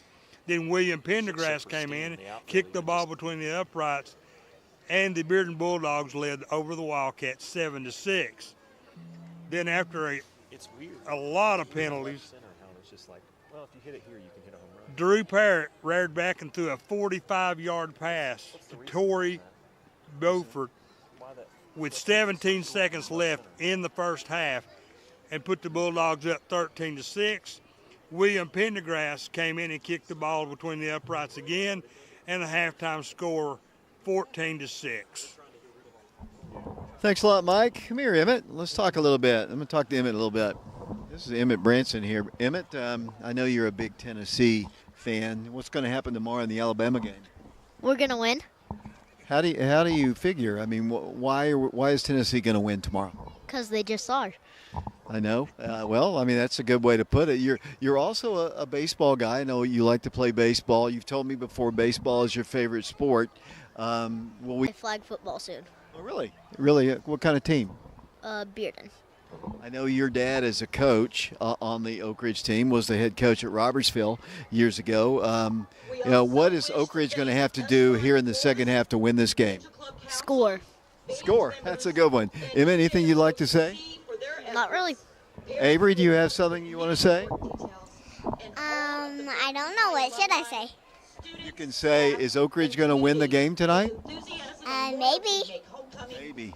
Well, some kids here. We'll talk to Baker in a few years. He's probably not ready to talk to us yet. So that was Emmett and Avery Branson. What's that, Avery? Can talk. He can talk. He's just not ready to talk on the air, is he? No. Okay, that's Avery Branson. Okay. I hadn't actually met Avery. I know we've talked to Emmett throughout the years. I've seen Avery, but I hadn't actually met her before. She seems very sweet. They've got a younger. Here come the Wildcats out of that was the most homecoming participants I've ever seen. I counted with 23, 24. Yeah, but they did this funky thing where they had like a winner from a king and queen. I think they were calling them prince and princesses for freshman, sophomore, junior, and then finally, I guess the homecoming king and queen were seniors. And I want to put it on the record that it doesn't count that they didn't add 3 minutes because they stopped the clock at 5 minutes and just let it sit there. So we're still going to assume that they added extra time. The streak, viva la streak, Dave. We were talking with the certified trainer at Oak Ridge High School for several years, back in the days of Goldmeyer and, when Coach Lucier was here, and had a nice talk with her. I'll never forget this. I was going to tell you this story, Alex. We were going and playing either Bradley or Cleveland. I can't remember. It was one of those basketball places, and they had moved the time of the game up. The girls' game was supposed to start at 6:30, and they moved it up to 6. And we took and realized Coach Pruden calls Kelly on the phone and says, "Where are you?" And when Coach got there, I have never been so scared in my life and I didn't even have anything to do with it, seeing Coach Pruden waiting for Kelly. It was my fault because we were just eating. So those were some fun times with Kelly. They just added 3 minutes, David. When you said Coach Pruden called, before you even said what she said, I got scared, like retroactively scared for you, because Jill Pruden, I never played for her. I scrimmaged against her one year when she was still coaching. I was on the freshman team. We scrimmaged them. But such a nice human. But between the lines, very almost Pat Summitt-esque when you just she could give someone a look and I would get scared for them. Mike, you watched her for years, but wow. Yeah, I knew her pretty well too. Had some dealings with her over the years, and they were all very positive. But I'll tell you one thing, she was the Pat Summitt of high school basketball. Well, she wrote the Jill book. Pruden. And, of course, the floor in Oak Ridge is named after her. So that tells you how well liked she was in Oak Ridge. Well, this is going to be, to those listening, and you guys sitting next to me, probably a very unsurprising story. We're talking about kind of getting on the officials, how that's surely not something that we would do. I had gotten a chance, very humbly accepted. I mean, I was just glad that they were going to give me a chance to talk in front of a microphone. But when I was still kind of trying to pursue broadcasting for a career, 6-7 years ago, something, when Coach Rosser was competing for state championships at Central High School.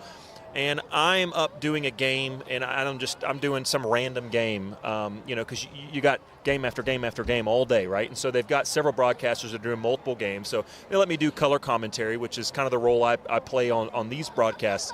And the TSSAA, we're on there, and I say something very mild. I think just like, I'm not sure if I agree with that call, or, something very mild.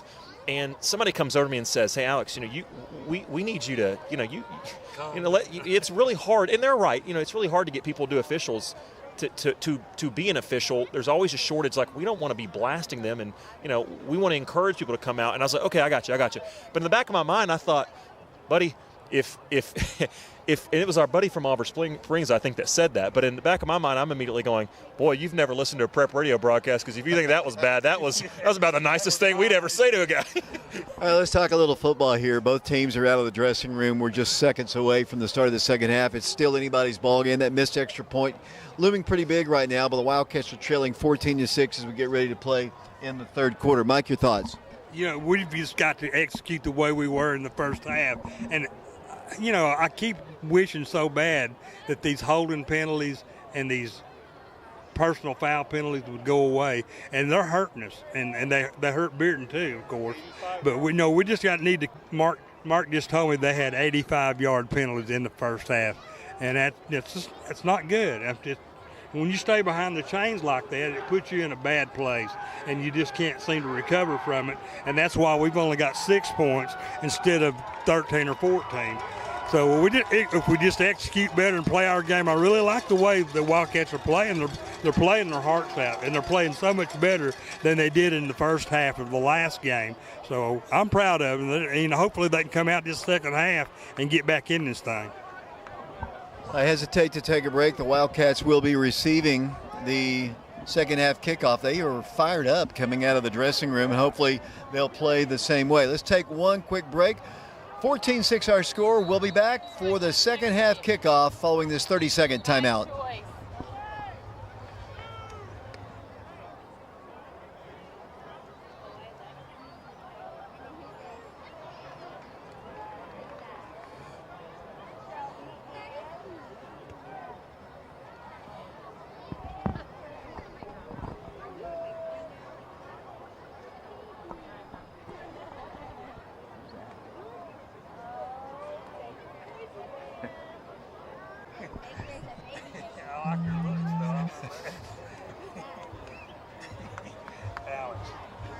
What?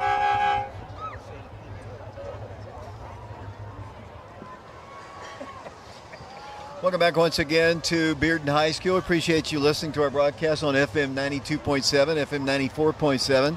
We're on prepradio.com. We're also streaming the game live on our YouTube channel. We'll be at Lenoir City High School next week. Take on Scott Cummings' Lenoir City Panthers. Now we're finally going to have football for you. A very long halftime. They had their homecoming. That's okay. Gave us a chance to tell some stories that nobody cared about except us. As here's the kick, end over end, fielded by Oak Ridge at the 5. Hold on to the ball. 10, 15, 20, 25, 30. There's another flag. I knew it. There's a marker on the play. He almost busted that. Have a touchdown called back, and another penalty by the Knox County officials. And Wildcats to see, depending on where they're going to start. They put the flag down at the 25, so we're probably going to get this ball at the 15-yard line. They're going to call holding against the Wildcats. That's just a tough play. I personally didn't see it, but I'm not an official and I'm not down on the field. But it's a shame the way these penalties are going for both teams. I say it every week. I mean, these guys, you can call holding almost every single play, but these guys are front and center in this game, and for both teams, as Mike said. Okay, let's see what the Oak Ridge offense can do. We saw a different formation in the first half, and now we'll see what's going to happen here in the second. The Wildcats only down a touchdown and a 2-point conversion. From a tie ball game as the Wildcats will split out. Adam Washington to the far right. Wildcats, Blaine Stansbury at quarterback. He's going to hand it off straight up the middle. There's a big hole. Opened up. 5-yard run. Not bad. I thought initially he might go a little farther. He's about a half a step from breaking that one, about 75 or 85 yards. It's a gain of, they say, 4 yards. Second down and 6. Yeah, nice start to the offense right there. As I apologize, David, I'm trying to get the clock to work, and maybe Ben George, who's listening, we appreciate him, all his help. Maybe you can get me, the clock's running, you can see on the screen, but it's not going on to the actual YouTube stream, so apologies to those who've been trying to look for that. We'll try to get that figured out. Second down, 6 yards to go. We're in the third quarter, 11-12 to play in the third period. 14-6 is our score. The Wildcats with a wide receiver to the right, and got either a timeout or my goodness, they're kicking a cornerback off the field for an equipment violation. Wow, and they're going to reset the clock. I'm telling you, these guys are the fashion police. They have made it not fun really for us to watch. Well, they're the star of the show, apparently. I mean, I guess that's why we came here, is to watch these guys. Second down, 6. Well, hopefully we'll get a playoff here. The ball's at the 19. Blaine across the way, batted down at the line of scrimmage. Intending it across the middle, there was just not a whole lot of room there. Ball was knocked down by one of the Bulldogs. It'll be third down and 6. A big Boston Yeager, 6'3" defensive lineman, and he's every bit of that. He's a big guy, and when he stretched his arms out, there was just really no lane for Blaine to get that through there. Third down, 6 yards to go. The Wildcats have picked up some big third down conversions. They have, looks like Anthony Angel split to the far right. The Wildcats have one other receiver, one to the left. Wildcats will have one person in the backfield. That is the quarterback, Blaine Stansberry. Third down, 6 yards to go. They need to get to the 28-yard line. Blaine in a lot of trouble. He is going to go down. He lost the ball. The ball was knocked away from him. The Wildcats, I think, are going to recover all season that Blaine's really had so much pressure on him, and the Wildcats are going to be forced to punt. Yeah, they've done a good job pretty much all night. The line has that time. I think Bearden just kind of brought a little too much pressure that time, and Blaine, I guess he didn't see it in time, and unfortunately lost the ball. But thankfully, unfortunately, he was able to kind of fall on that one. But unfortunately for the Wildcats, they're backed up. Eli Pearson's in his own end zone. Snap is low, kick is away. He almost got interfered with. The kick is going to take a good bounce. There is a flag, and there is a big fight going, not a fight going on the field. There is a flag at the line of scrimmage. We'll check this call. And I'm going to guess it's going to be a holding on Bearden, because Caden Stewart couldn't go down to try to cover the punt because he was, it looked like two guys in Olympic wrestling. Just Caden could not get up off the mat, and it was right beside where that flag was. So to me, that's probably what the call is going to be. The flag is at the 14-yard line. Now the officials will get together and discuss the next fashion police. We just thought action. This was going to be a quick game. Yeah, well, the halftime took forever. As the conversation takes place, it is a face mask against Oak Ridge. Or maybe it's holding, against Oak Ridge. And I guess they'll be forcing Oak Ridge to punt once again. If Oak Ridge held, they didn't do a very good job, because that kick almost got blocked. So I'd hate to see what it looked like if they didn't hold. My phone is being blown up by just a bit. Maybe not. They're keeping themselves on our mind by blowing throwing everything.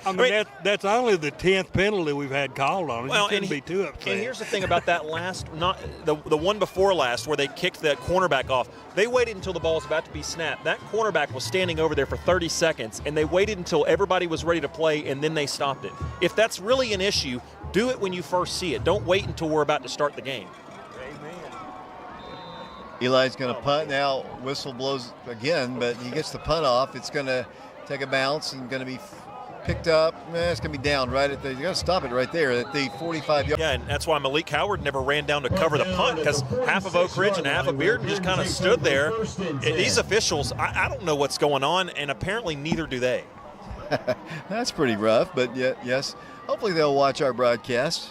Hopefully they're not in our association, but just too much. They are the center of attention. I'd love to have their names. I love telling officials' names on the air. It's always one of my highlights. First down, 10 yards to go. The ball in Oak Ridge territory at the 46-yard line. 3-man front.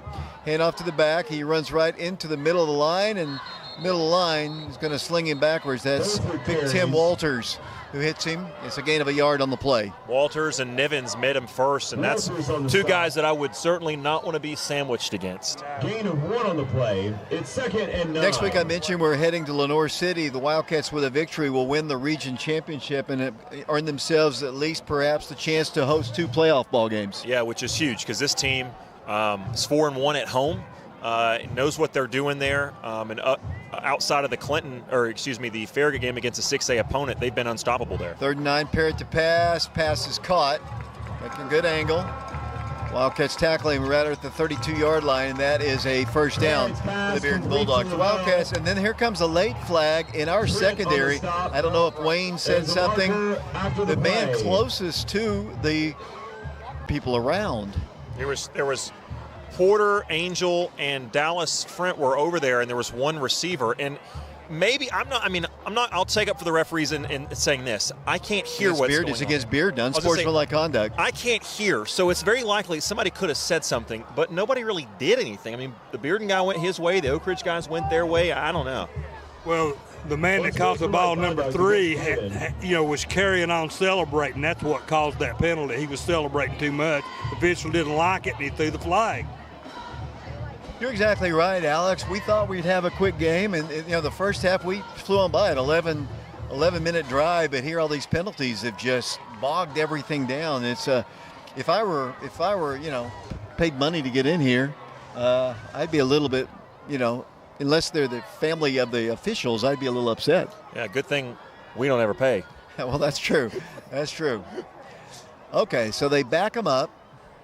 After it's a dead ball foul. It was after the first down, so it'll be first down 10. It's first and -10 at this point because I was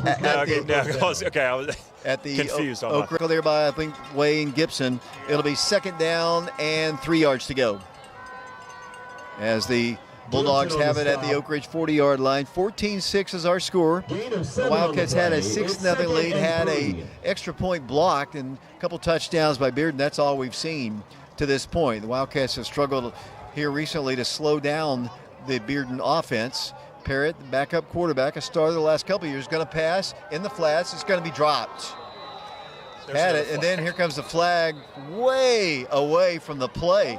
The farthest official away. We have a quota here or something? The play was over. Nobody's around. I mean, way in the backfield of Oak Ridge. Talk. I mean, we're going to wait to see what this is, and then are we waving it off? Waving it off because there was probably nothing there. I don't understand how you emphatically throw a flag 20 yards across the field and then say I didn't see anything. I mean, again, I know it's not great radio to sit here and bash, but I mean, it's one thing to be not on your A game. It's another thing to be like at an F-. Got some reports that the little streaming issue right here, and got a good signal. I don't know exactly what it is that's happening. Maybe the cords need to be tugged in a little bit tighter. Third down, 3 yards to go. Parrott hands it to the back, and he cuts to the outside and cuts in for a first down across the 35-yard line. First down, 10 yards to go. 8:09 to play as we broadcast here at Bearden High School. Next week we'll be at Lenore City. As they go quickly here, 2 receivers stacked to the right, 2 stacked to the left, 1 lone running back. First and 10 Bulldogs. The quarterback's going to run it, and he's sacked back at the 35-yard line. That fooled absolutely nobody. Dallas Frent was there and one other Wildcat. It's a loss on the play. That was Nivens once again. And just kind of over here, he wasn't talking to me, but before the game, Eli Pearson, I think he was referring to their kicker. I'm assuming their kicker is also their punter and place kicker, and so it's probably the same guy. He was basically saying this guy is really, really highly regarded. So I think you're certainly in field goal range for Bearden right now. If you're Oak Ridge, you'd love to get a sack or another negative play here. Second down, 11 yards to go. Parrott facing pressure, eludes one wave, tries to get outside, and down he goes at the original line of scrimmage. Once again, that's number 27. That's Big Dallas Frent. Well, not Big Dallas Frent. Big in our eyes. It'll be third down and 10. It was a big play, and I'll tell you what, JT Gormley is probably mad at himself that he didn't make that play in the backfield, but he did force the quarterback to have to kind of go sideways to avoid him, and what that did was it bought the Wildcat defenders, Dallas Frent, TJ Hibben, an extra second or so to get over there and be able to stop him before he turned that into a real positive gain. Third and 10 coming up. Billy Holbert listening to our broadcast back at Oak Ridge, perhaps watching it. Apologize for the buffering video. Have no idea why. Third down, 10 yards to go. Parrott back to pass. Floats it down the way. Pass is going to be in. It is caught. Almost intercepted, I tell you. That was so close to being picked off by Anthony Angel. He just reached up out of nowhere, and that is a touchdown. I thought it was going to be intercepted. Great one-handed grab. Touchdown, Bulldogs. It looked like the safety, I thought, I wasn't even really watching Angel. I thought the safety had an opportunity, and then it looked like it just kind of misjudged it and took a bad angle and kind of came up on it. I think if he keeps his angle deeper, I'm with you. I think he has a shot, him or Anthony, to one of the two to get a hand on that thing. Unfortunately, that's just 2 deep shots that the Wildcats have given up tonight. 6:42 to play, third quarter. They'll go for the extra point. One of the problems with the offense that we're running here, Alex, is coming from behind. Wildcats might have to scrap what their game plan is, as that extra point is good. 6:42 to play. We're in the third quarter. 21-6 our score. Back to Bearden High School in 60 seconds. The new score with 6:42 remaining in the third quarter. Bearden 21, Oak Ridge 6. Like, it's just not transferring and showing up on YouTube, even though I'm keeping it. I didn't know if there's a. It's not set for Okay. It's all right. It's all right. If we get in a real close game or something late, we can do it, but I'm not worried about it anymore. We have a good signal. It only buffered for, I think, one time and for a few seconds. I mean, I watched it back, and by the time I went to check it, it was already done. So I don't think it's had any issues since. Because, yeah, it says excellent condition, or extreme signal, excuse me.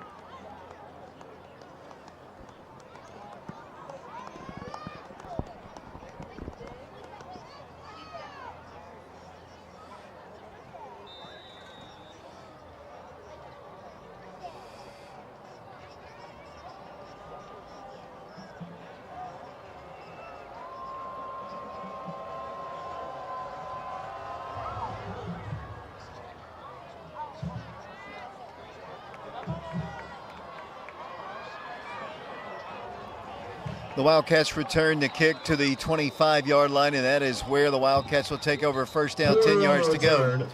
DeMillion Porter on the return, or actually it might have been Tyree Porter on the return. Here comes the offense onto the field. The Wildcats see what they can do. They are down now 21-6, halfway through the third quarter. Yeah, now that's my biggest concern. Is something you alluded to a moment ago, David, which is that, you know, Oak Ridge's offense, it's weird to say, but because of how it's constructed right now, it's really not built to come from behind. So I don't think you have to panic. I don't think you have to abandon what you're doing. But what you do need to do is you need to score on this drive to make it a one-possession game leading into the fourth quarter.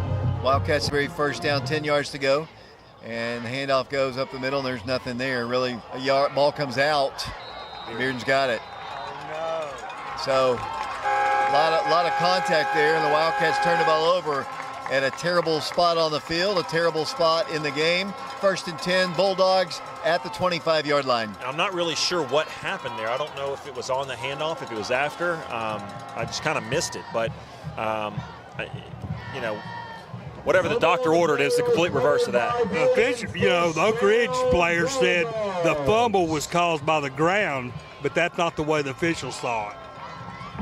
Wildcat defense has got a bow up here. They're already down 21-6, 6:25 to play in the third quarter to the Bearden Bulldogs. Two receivers split to the left, single coverage on them. Once again, first down, 10 yards to go for quarterback Drew Parrott. Back to pass. Going to go deep in the end zone. Pass is there, wide open at the 4-yard line. The Wildcats give up. It'll be first and goal right at the 3. It's actually a new quarterback, and that throw right there was, I mean, that quarterback looks really good. Just a sophomore, his first throw of the game, I think. DJ Hunter, 6'2", 190-pound sophomore quarterback. And now Parrott's back into the game. No, it's still DJ. Wildcats making some substitutions in the secondary as the handoff goes to the back, and he is at the goal line, and he is over the top of it for another touchdown. So fumble, the turnover comes to roost, and the Wildcats now trail it 27-6. So what was a one-score game at halftime has turned dramatically towards the Bulldogs. Yeah, and again, you know, you look back, I think it was like 37 seconds ago, we were thinking, let's get a score and make this a one-possession game, and now all of a sudden the Bulldogs have kind of blown this thing wide open. It's a non-region ball game. Wildcats trying to avoid a 4-game losing streak to the Bearden Bulldogs. The Wildcats, prior to this 3-game losing streak, had won 12 straight against Bearden and lead the all-time series. High snap, high kick, it splits the uprights, good. 28-6 our score. The Wildcats trailing, 6 minutes to play in the third quarter. We'll send it to Brian Bennett back in the station. We will be back in 60 seconds. The new score, 6 minutes remaining in the third quarter. Bearden 28, Oak Ridge 6. Yeah, me too. Very good.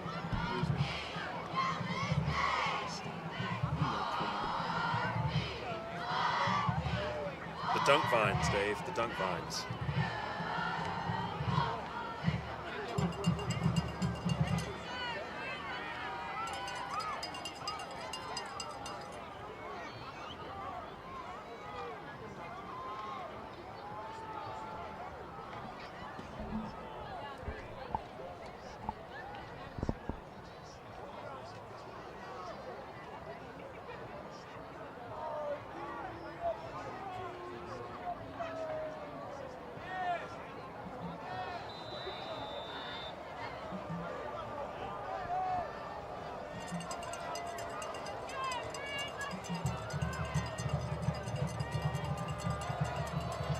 Another Bearden kickoff. It's short, angling this time to the right side. Nobody really there. DeMillion's going to try to pick it up. He fumbles it, picks it up. Everybody's kind of away from him. He's going to try to move the ball, slung down at the 5-yard line. They kicked to a spot. They kicked to a spot where there were no Wildcats at all. And he had to go over, and then he didn't pick it up cleanly. Good job of kicking by the Bearden kickoff guy, the kicker. There was nobody in that area at all. Yeah, it's William Pendergrass, the 6'3", 203-pound kicker and punter. So we were talking about earlier, high praise from Eli Pearson. And certainly Eli knows a good punter when he sees one because he sees one in the mirror every day. The Wildcats are backed up once again, starting this drive at the, they say, the 9-yard line with the back to the high school. On their back to Kingston Pike, if you're listening to us on WIJV FM 92.7.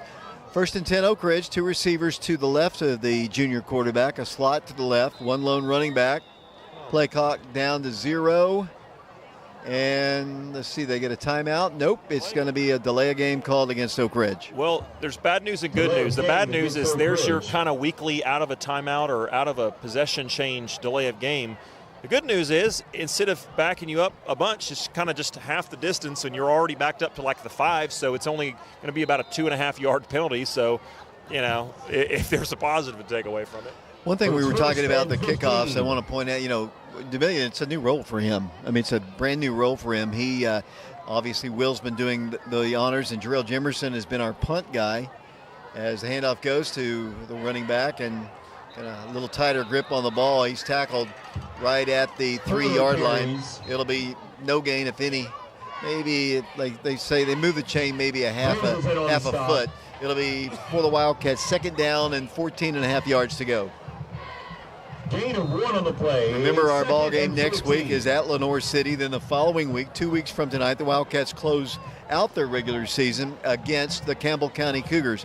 2 region ball games. Wildcats with a win next week will win the region championship and have a little time against, I'm not going to say lesser opponents, but teams, not 6A teams like we've faced the last 2 weeks. As the Wildcats have it, 2nd down and 14. Play clock moving down to 15. Wildcats going to hand it up the middle once again and moving the ball up to the 10-yard line. Just not a whole lot of room. I know Wildcat fans probably want us to get out of this hole. We've made some nice plays, but when you're backed up, you don't want to give up another score and have a disastrous play. You know, in weeks past, we've talked about singular plays that really have kind of turned the game for better or worse. And, you know, last week it was that opening kickoff. It just seemed like Oak Ridge was never really in the game after that. To me, I go back to that pass interference call that would have converted and would have eventually probably led to an Oak Ridge touchdown extending their lead. Instead, they get backed up, a 30-yard combined penalty, and then it was just never the same after that.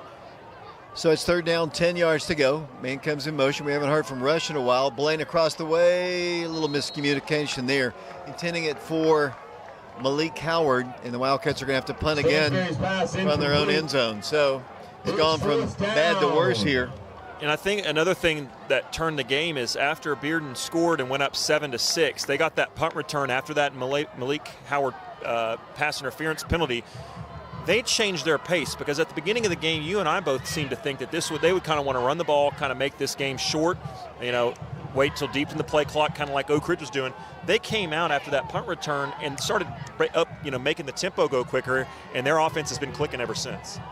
Very good punt there by Eli Pearson, all the way down, goes out of bounds at around the 44-yard line of the 40-yard line. So great punt there. He kicked it out of his own end zone, kind of backs it up. It's still great field position for the Bulldogs, but after a super punt, it could have been a lot worse. Yeah, Mike, I think that was probably Eli's best punt in 2 to 3 weeks. Absolutely. That was a 50-yard punt in the air, and I didn't think he got the best spot in the world, but that was a beautiful kick. I mean, it was a spiral. It went out right over to the edge where the return man couldn't get it, and it's a great punt. Now, they got them backed up. At least they're not in the Oak Ridge side of the field now.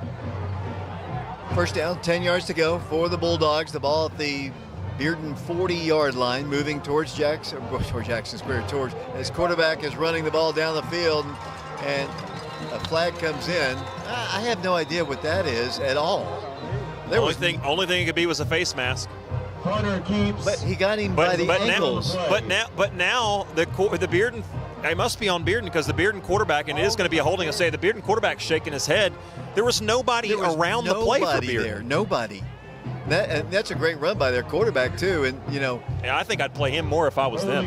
Well, I mean, Parrott's been pretty good for them. He has, but this guy just seems to have a little juice that I don't think this offense has had to this point. That's nothing against Parrott. I just think this guy. I mean, you see it right there.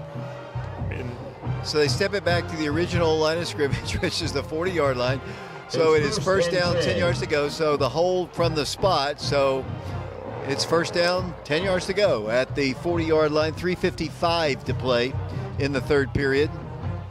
And here comes the running back hitting the line of scrimmage, bouncing off the wave, and finally brought down at the 42-yard line. Looks like Adam Washington. Is that him playing defense along with JT Gormley, who I have not called his name out at all this ball game? Yeah, no, I don't think it's Adam. I think one of the new guys for Oak Ridge that we're not used to seeing kind of playing starting role minutes is LaDarian Pendergrass. He's number 21 normally, as it'll be second down and 8. Here's a pass caught. We're just playing so far off the receivers, and that's an easy first down across midfield. They're giving them 10 yards. Yeah, and I don't quite understand that, and I don't know if that's called or if Oak Ridge is just kind of scared to get beat as they have a couple times, and maybe they're just kind of a little tentative. But either way, like you said, that's just easy pitch and catch out there. First down, 10 yards to go in Oak Ridge territory, and they are moving faster here. 47-yard line, another throw across the way. It's caught, and the Wildcats have struggled to tackle. There's a good one, but not before he got across the 40 down to the 36-yard line. The official, and coming out of the ball game, looks like JT Gormley holding his shoulder in an awkward manner, and here comes Richie Ferreira to take his place as JT going to be looked at by Brian Leffler. Yeah, we don't have the most experience we ever had at linebacker right now. Here's the handoff. The Wildcats trying to tackle this guy, and he's not going to be tackled. He is going to go into the end zone. Another flag. Where is the flag? I don't see it. 24, 23. 23-yard lines. I guess they are running over here. We'll probably have a hold against Bearden, and that's unfortunate. And they're walking it back. That'll be 2 touchdowns called back. These guys want to be the center of attention. It is holding against the Bearden Bulldogs, so they'll step yardage off.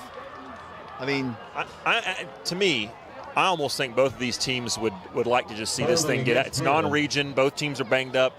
Let's just get on with this thing. There's no need to run 15 extra plays in the fourth quarter because we've got to redo the plays because of a penalty. 2 minutes, 45 seconds to play third quarter. And I don't actually know what that call is.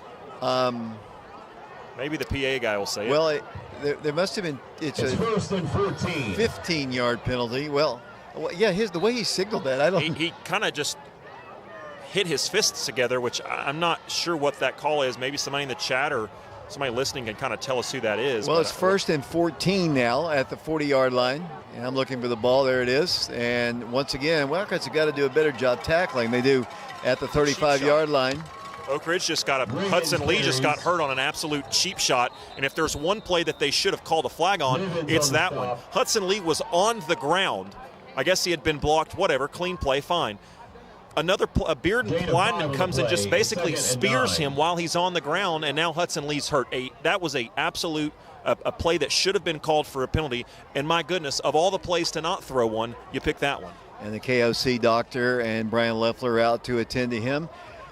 It was a gain on the play of 5. We'll take a quick timeout. This timeout is brought to you by KOC and East Tennessee Spine and Sport. 2:32 to play in the third quarter. 28-6 our score. Back to Bearden High School following this 60-second timeout.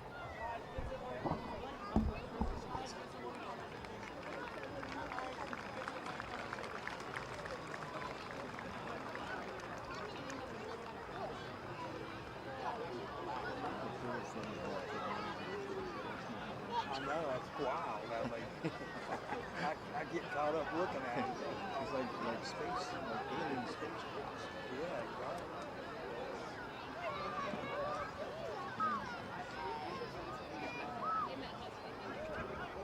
Here's what keeps Hudson.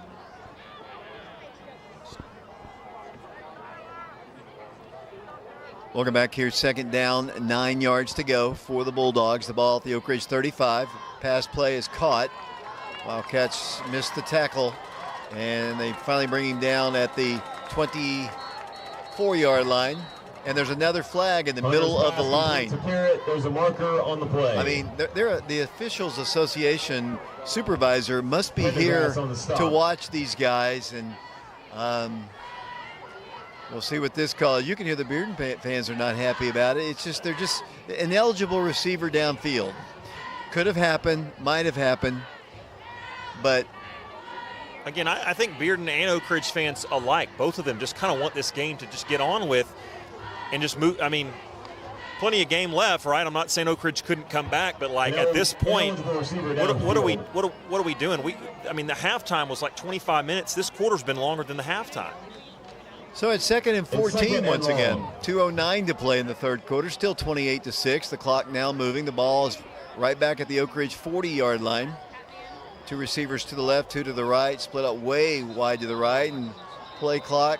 It's like either somebody lined up off sides or somebody moved. We'll see with this. It's illegal procedure against the Bearden Bulldogs. Wake up, people watching the broadcast. I know it's gotten to the point where I'm looking in the stands and people are talking to one another, and some are heading on out from both sides. It's gotten to the point where the officials are front and center. Yeah, that's never where you want to be.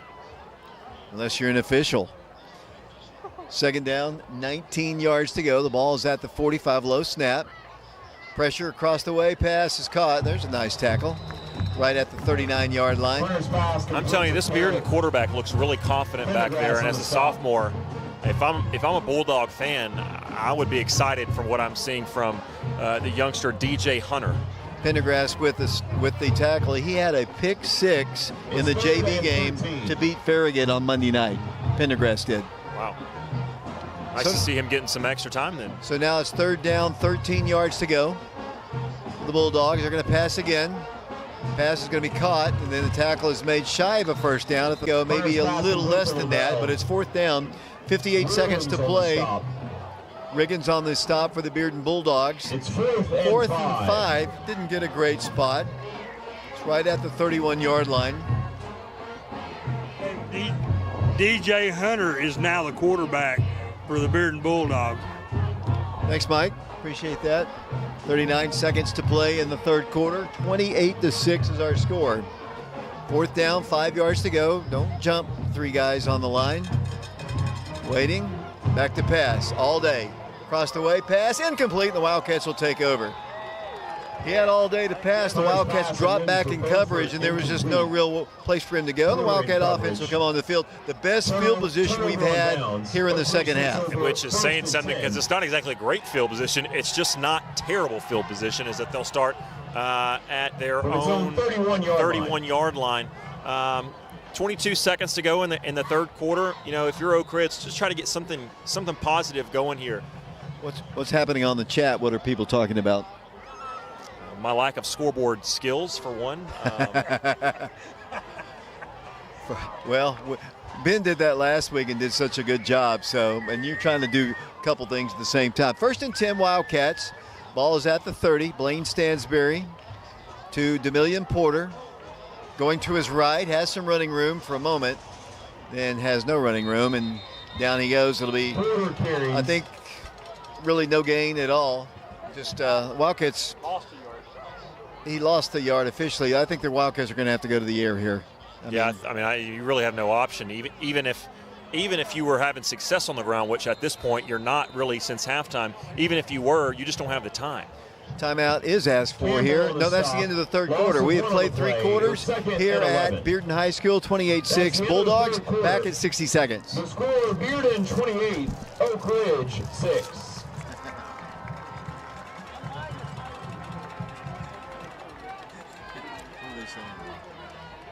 Bearden High School would like to thank the following sponsors for their support of Bulldog football.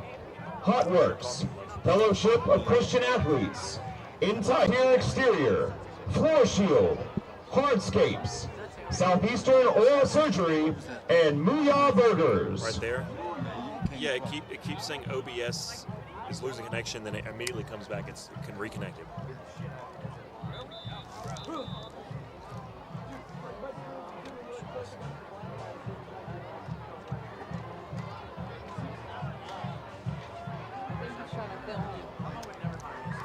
Thank you. Thank you.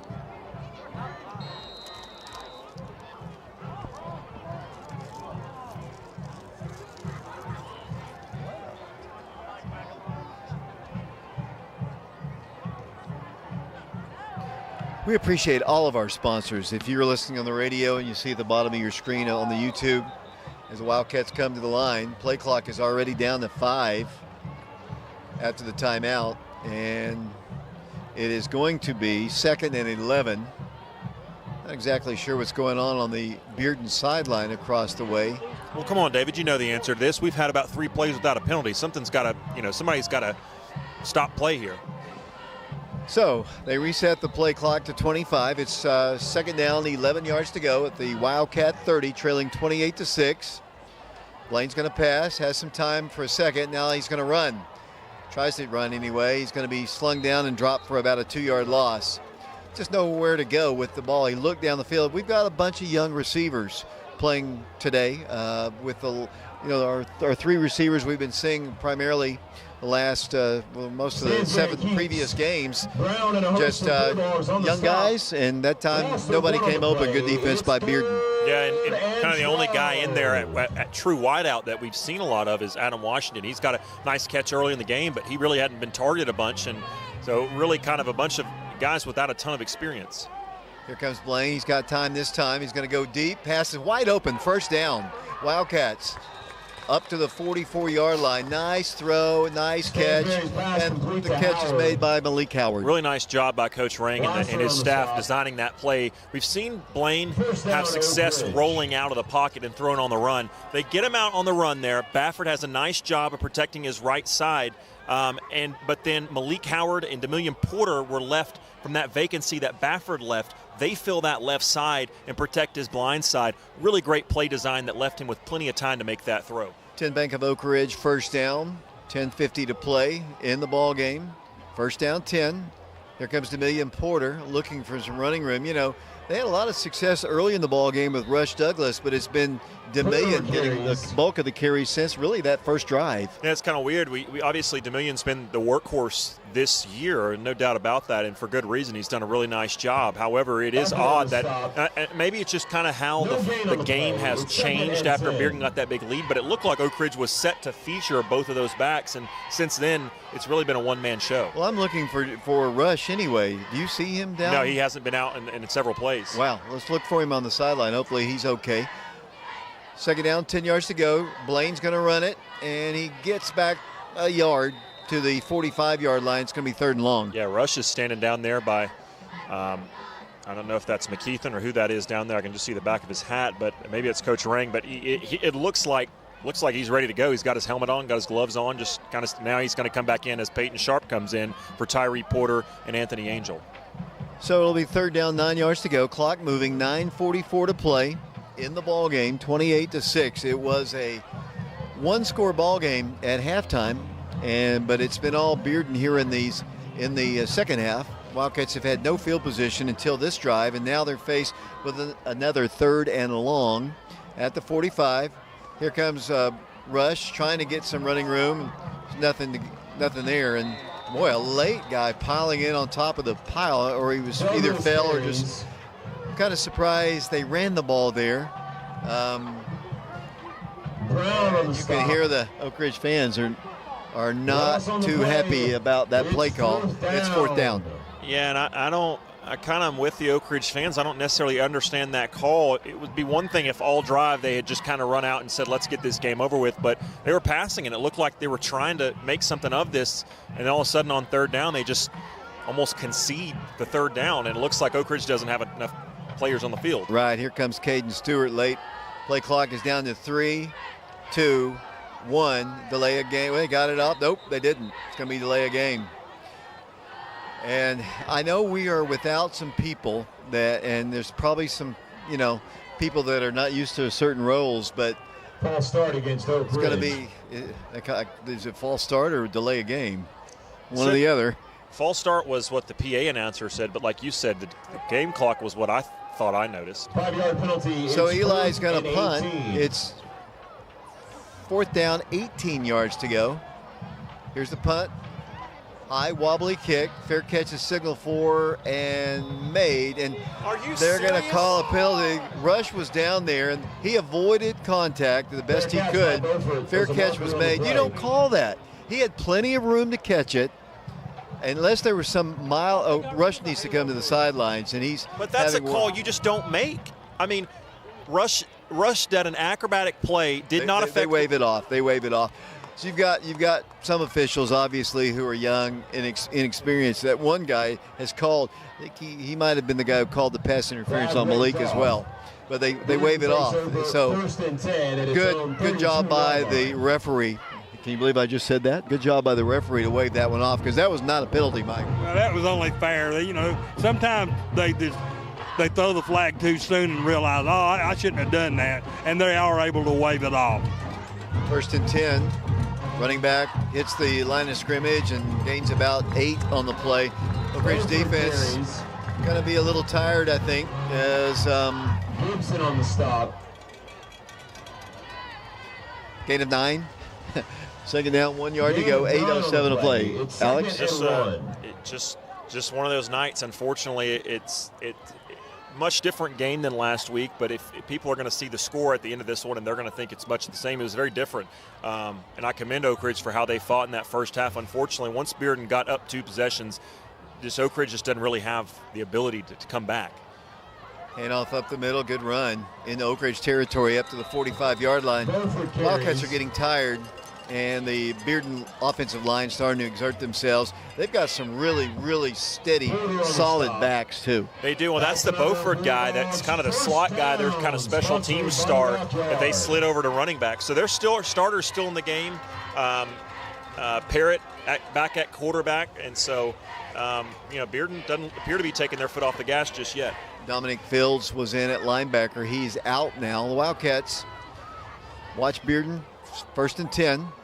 Running back this time tackled after a gain of about 3. Good stop there by Tim Walters. Here comes Hudson Lee in the ball game. T-Ray coming out. Let's check some of these other numbers.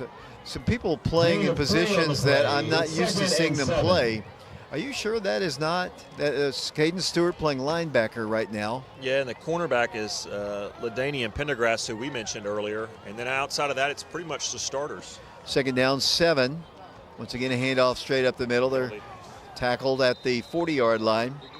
They've kind of taken the foot off the gas once a bit, just trying to run it up the middle. And both Mike and Alex say there is a flag on the field.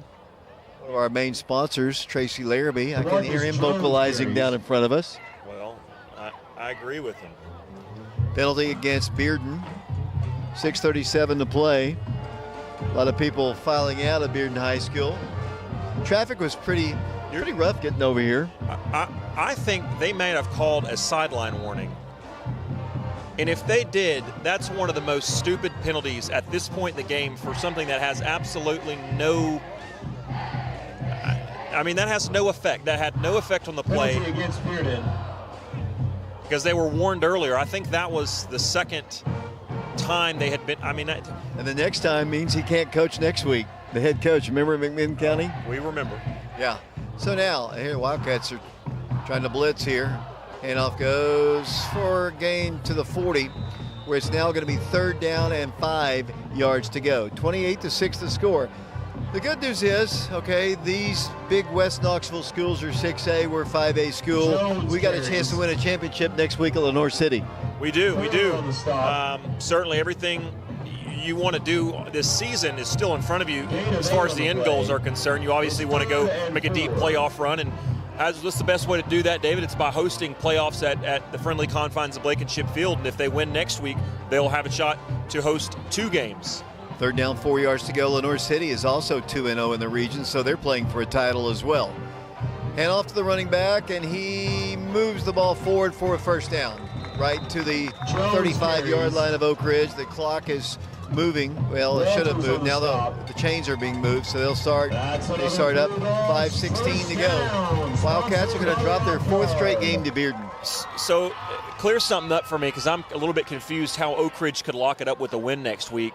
That's assuming Lenore City also loses, correct? Well, we're playing Lenore City, so they lose head-to-head play, and we have 1 game left. For whatever reason, I was thinking Campbell County. Campbell Are you County not was the listening next to game. me? I've only done this for 40 years, and you're not even. I thought we were talking about Campbell County being next week. Sorry. Hand off to the running back. How many times? I've never been. Mike, how many times have I said Lenore City tonight? A lot.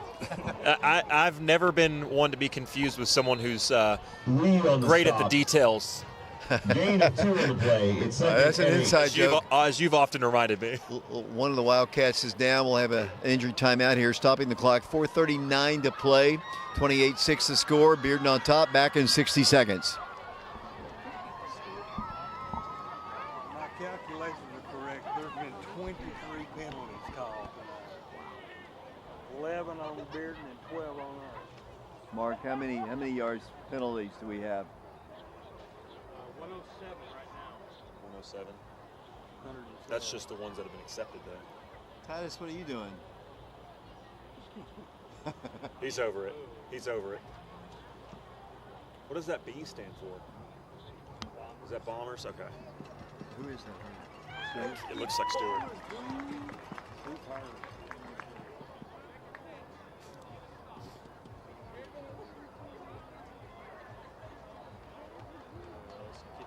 Let's keep that clock running. Who are we interviewing today, boys?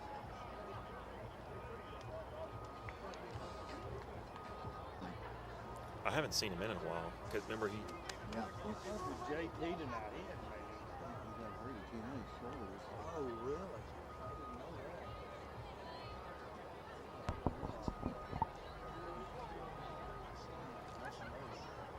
Welcome back to Bearden High School, where the Bulldogs lead Oak Ridge 28-6. Unfortunately, there's a player down for the Wildcats. It looks like Caden Stewart. Thankfully, after some attention from the trainers, he's going to get up. But David, he does not. He looks like he's in quite a bit of pain. He's not really putting any pressure on one of his legs, and so looks like his right ankle doesn't look good. He's starting to try to put a little bit more weight on it, but his right ankle is not good. We can't afford to lose any more players. No, and certainly just from my interactions, Caden just a really nice kid and certainly a bright future athletically. Obviously, great player for us. And his dad actually looks like it's helping him carry him off the field, so that's, I'm sure, a little bit of a comfort to have him there. But Alex Stewart is his father, a tremendous lineman, played at Middle Tennessee State. His grandfather played at UT. So I mean, you talk about an athletic family. Running back is tackled. Was that Richie? Yep. Richie Ferreira makes the stop.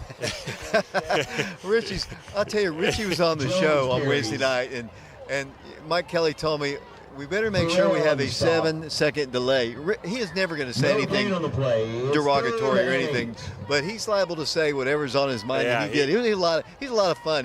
He's a trash talker for sure, but he's funny as all get out. Not one to hold back emotion. I saw him on Crunch Time Wednesday night, and he was very entertaining.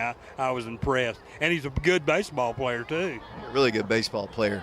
Not a bad football player. Just hadn't played in a couple of years, but getting some playing time now. 3rd and 8.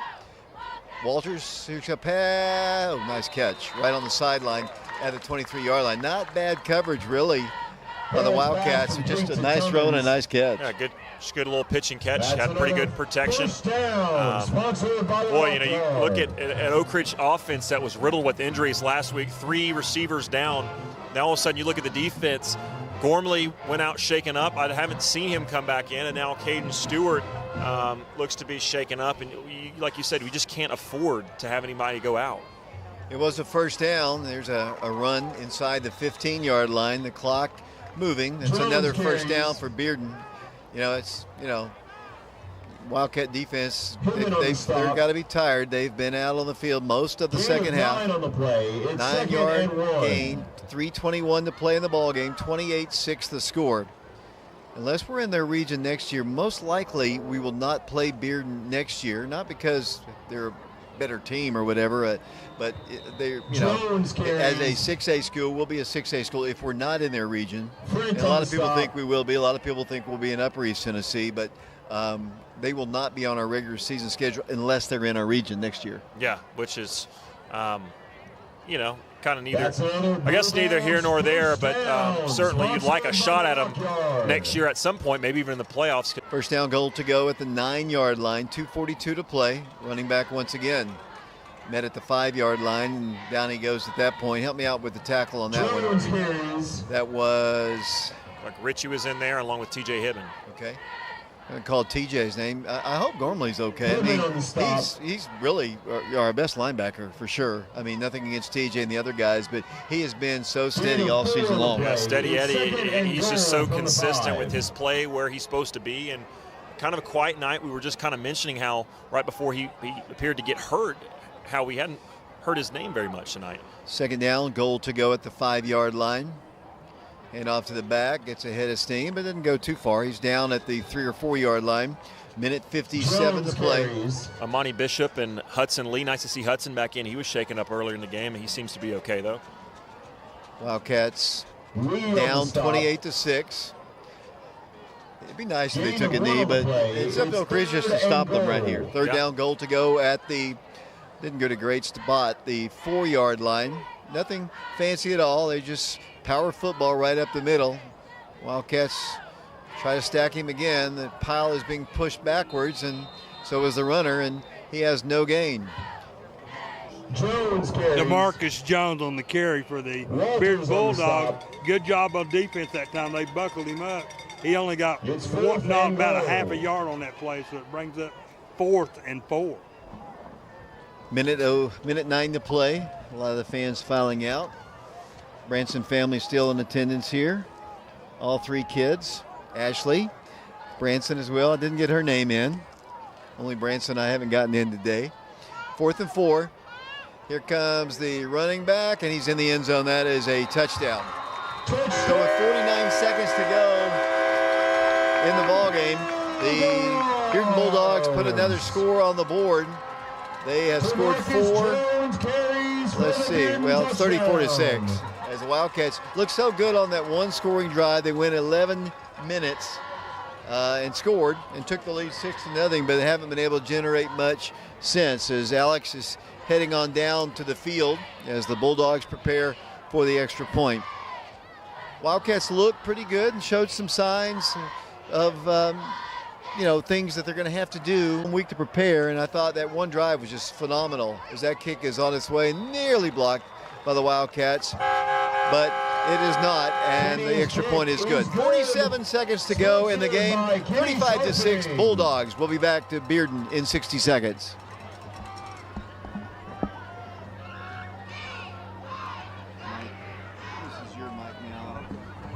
The new score with 47 seconds remaining in the 4th quarter. Bearden 35, Oak Ridge 6. This is what I'm afraid of.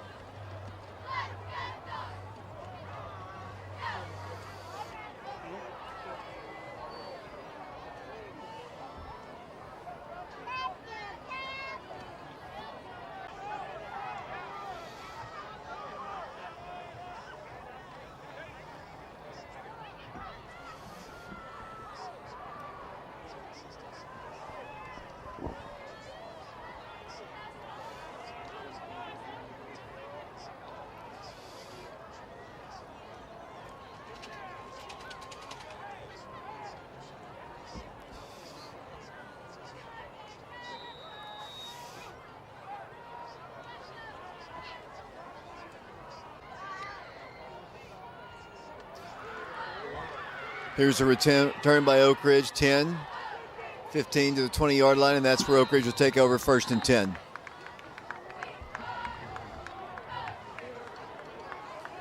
So the Wildcats return the kick to officially the 19-yard line, and that is where Oak Ridge will have it. 1st down, 10 yards to go. Mike, the Wildcats is a disappointing night here. The Wildcats, obviously, you can't make excuses, but they have some excuses they can make because we are short some of our key players, and right now the Wildcats in their final 37 seconds are going to go with Parker Free at quarterback and Rush Douglas still in the backfield, I believe. It's 1st and 10. Yeah, absolutely. Yeah, Oak Ridge has really played as hard as they can, but we've lost several key players, and that really has affected our football team. Parker's running the ball to the 24-yard line. Some of these other numbers, I see Braden Sharp still in at receiver, Rush Douglas. Wildcats have Ethan Eubanks in the ball game, Malachi Bonner, Jared Bafford. Looks like Richie Ferreira is in there as well. Parker Free is the quarterback. 10 seconds to play. This is the final play of the game if they get it off. We're down to 7 seconds to play. Parker with Braden Sharp in motion. 3-2. They're going to hand it off to Rush Douglas, and Rush is going to move the ball shy of a 1st down, driven back and slung down hard as the ball game comes to a close. So congratulations to the Bearden Bulldogs. They win the ball game by a final score of 35-6. Mike, Wildcats, tough going here in the second half in particular. And Alex made a point earlier. You go back to that pass interference call. Sometimes people say it's not one play that dictates a game, but you go back to that pass interference call, which, whether it was off the 16-yard line, down only 1 score, but then they got 2 penalties on top of that, and really after that they really couldn't do much at all, and the momentum just totally shifted over towards the Bulldogs. Absolutely. It demoralizes you, and it takes the air out of you, and it's just been a rough night for the Wildcats. Way too many penalties in this game for both Bearden and the Wildcats. It just affects the game so much when that happens. Go ahead. I'm sorry, Mike. That's about all I was going to say about it. Why don't you go ahead and start with the scoring summary, if you would. Okay, thank you, David. Okay, the game started off excellent, actually, for the Wildcats, with no score whatsoever in the first quarter. It was just a defensive battle. And then the Wildcats really put together a tremendous 93-yard drive. And it took 11 minutes and 30 seconds off the clock. They dominated the first quarter and that into the second quarter. And the Wildcats went up 6-0 on a 4-yard run by DeMillion Porter. The only score of the night for the Wildcats, regretfully. Kick was blocked, and the Wildcats only scored 6 points. Then Torian Riggins ran one in for 9 yards out, and the Bearden Bulldogs tied it up 6-6. Then William Pendergrass came in and kicked the ball between the uprights for the Bearden Bulldogs, and they led 7-6. Then with just 17 seconds left in the game, in the first half of the game, Drew Parrott threw a 45-yard touchdown pass to Torrey Beauford, and the Bulldogs took the lead 13-6. William Pendergrass' kick was good, and at the halftime, the Bearden Bulldogs led the Wildcats 14-16.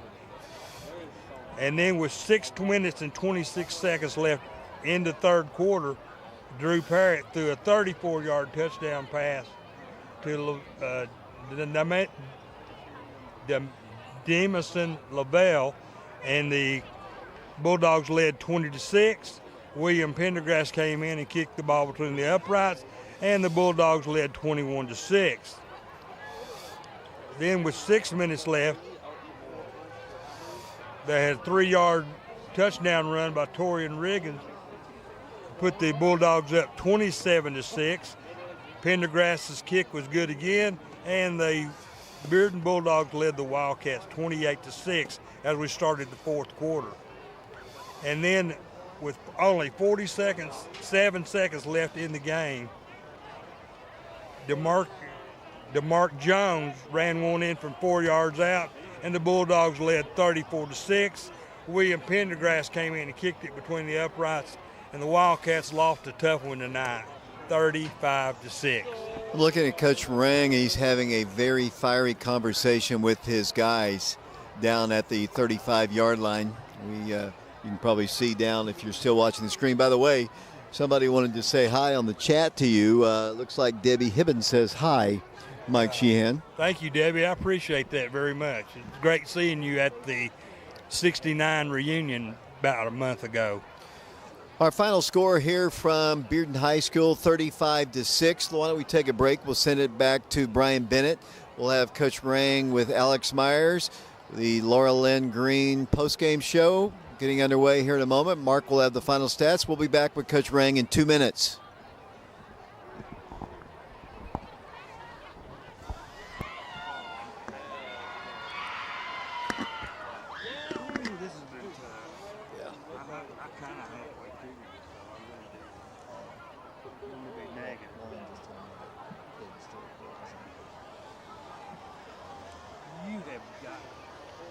Oh my God. Yeah.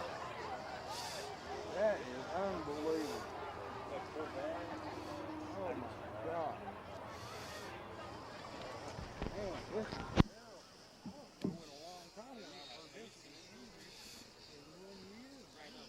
Hey, Spot, see if you can find Alex down there. Okay.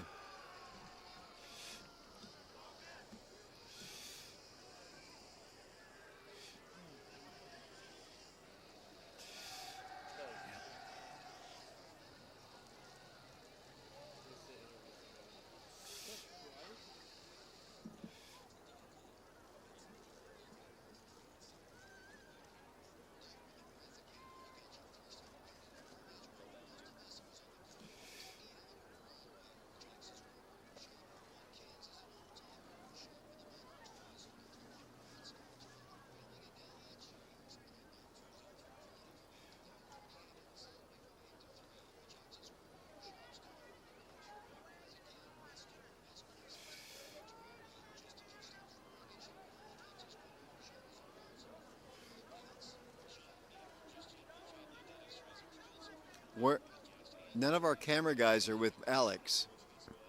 Where's Caleb?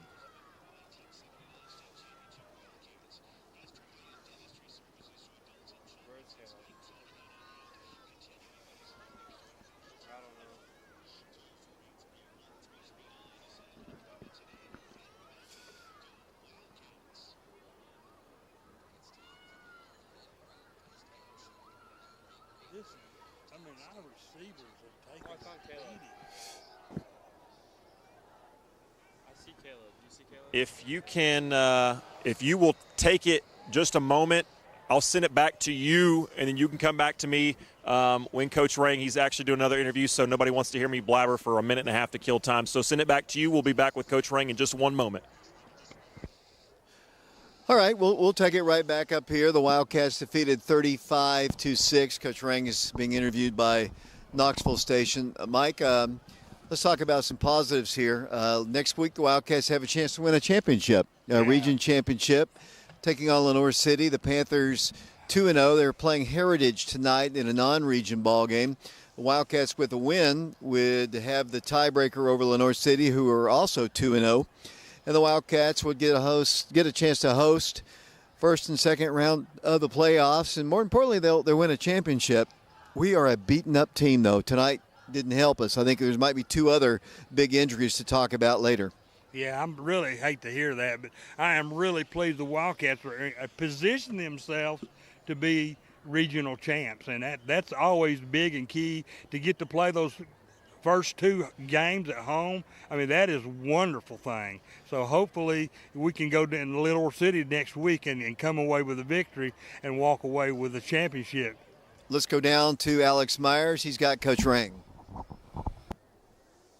So much. Alex Myers down on the field with Coach Derek Rang. Coach, obviously we don't need to talk about last week and the depth issues that you guys have had because you had 3 wide receivers go down. You guys changed your offense this week. I just think you looked at that first half. I think you caught Bearden by surprise a little bit. You thought you had some early success. Talk about that a little bit. Yeah, we wanted to kind of come out and try to shorten the game. play in some big personnel, run the football, use timely passing. And the first half went really, Alex, almost like a script, like a Hollywood script. You know, we were, I think, down 7-6, and they called the very questionable offensive pass interference on a jump ball when you have a 6'4" guy. I mean, whatever. It was what it was. But we get backed up.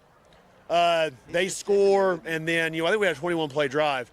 So the first half went according to plan. The second half was just kind of a mess. Yeah, what did you think changed in that second half? Obviously, when you go down by 2 possessions, running the style of offense that you guys were having to run, that changes something. Did you think there was something in the game that switched? Was it just kind of did you guys kind of panic? What happened there? I mean, I think, I just felt like coming down here, you know, I don't know. I think that I felt like we just challenged them all week to fight and compete, and I thought at halftime we were doing that. We were fighting and clawing, competing. And then, you know, they went up 21. We turned the ball over. They go up again, 28-6. And then, you know, right now we're not built to overcome that with the style of offense that we currently have. So we were trying to, you know, get something going, and then, you know, give credit to them though. They're a full platoon team. They're going to adjust between series, and you know, they made some adjustments to our heavy set. We weren't able to run the ball as effectively in half number 2, and that's kind of the way the game went. But you know, we just got to hopefully we can compete and claw and fight, you know, for 4 quarters next week. Yeah, obviously a big game. I heard you know, talking to your team about the mindset you guys having, wanting to have some confidence going into that game. On the road at Lenore City, they're 2-0 in region. You guys are 2-0 region. Essentially, that's probably for the region title. What can you take from this game? What are the positives? What can you take building into next week in order to have success as you go back into region play? You know, I mean, it's been a roller coaster of a season. We kind of felt like we were turning the corner as a football program this year for the 2024 edition of the Wildcats, and then we kind of hit a little roadblock right here. We just tried to I just told them the whole do or die time. It really is. I mean, Alex, we can talk about it all we want to. I mean, if we can't go down and beat Lenore City and Campbell County, then for Oak Ridge, then that's not good. So I think it's do or die time. I just told them strap up, buckle up. We're going to find out who the contenders from the pretenders are next week, and we got to fight for 4 quarters and get a win. It's simple as that. Looking forward to it, Coach. Good luck. Thanks. Yep, thank you. David Clary, back to you and Mike Sheehan up top. Thanks a lot, Alex. Final score of the ball game, 35-6. Mark's still working on the stats. Why don't we take another break? We'll send it back to Brian Bennett. We are live at Bearden High School next week at Lenore City. 2 weeks from tonight, we'll close out the regular season against the Campbell County Cougars. That'll also be up in Campbell County. We'll take a break. We'll be back to Bearden in 2 minutes. Mark, you about done? Who was it, Titus? Titus.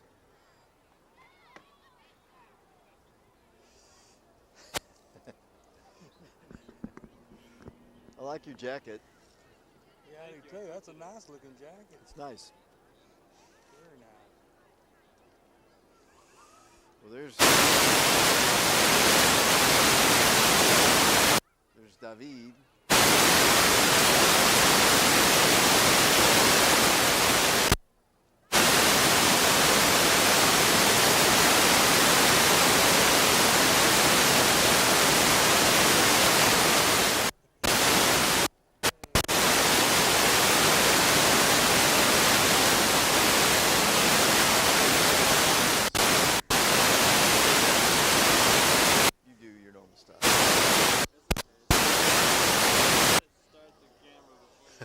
Right.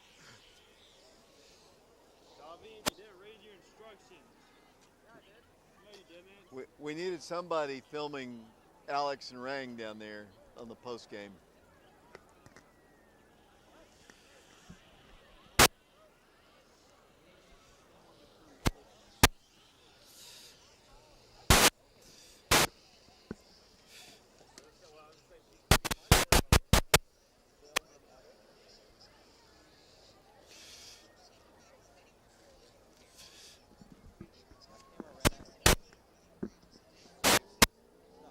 Is he done?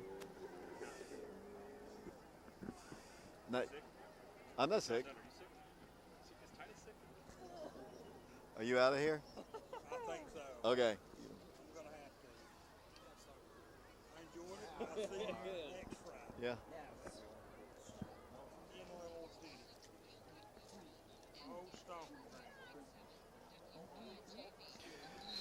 Welcome back once again to Bearden High School. The Wildcats have headed to the dressing room. A lot of Bearden faithful along with their team still milling around on the field. I think Mark has completed the final statistics. Take it away, Mark Haste. Thank you very much, David. As you said, Oak Ridge falls tonight to the Bearden Bulldogs by a final score of 35-6. Looking at the statistics for Oak Ridge, they were led on the ground by Demillion Porter. He had 58 yards on 20 carries. Rush Douglas also assisted in carrying the ball. He had 16 yards on 7 carries. Blaine Stansberry, 6 carries for 6 yards, and Parker Free had a 5-yard carry. So out on the ground, Wildcats carried the ball 34 times, totaling 85 yards. Through the air, quarterback Blaine Stansberry was 7 of 9 for 74 yards. His long was 23 yards. Receiving, Malik Howard had 5 receptions for 55 yards. Adam Washington, he had a 12-yard reception, and Rush Douglas had a 7-yard reception. Oak Ridge had 10 first downs in the ballgame. They were penalized 11 times for 107 yards. Their total offense tonight, I failed to mention that. They had 159 total offensive yards. That's 85 on the ground and 74 through the air. Now looking at the Bearden Bulldogs, they were led on the ground by Torian Higgins. He had 67 yards on 12 carries. That's an average of 5.6 yards per carry. His long was 11 yards.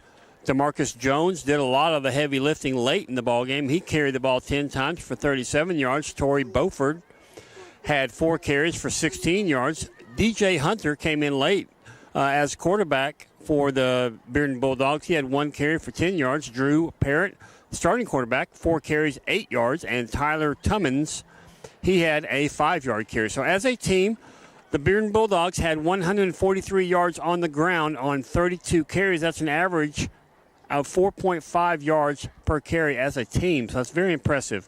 Quarterbacking tonight, their starting quarterback, Drew Parrott, he was 13 of 17 for 197 yards. DJ Hunter came in late in the fourth quarter. He was 5 of 6 for 59 yards. So as a team, the Bulldogs were 8 of 23 for 256 yards through the air. Receiving for the Bulldogs, they were led by number 2, Torrey Beauford. He had 111 yards on 6 receptions.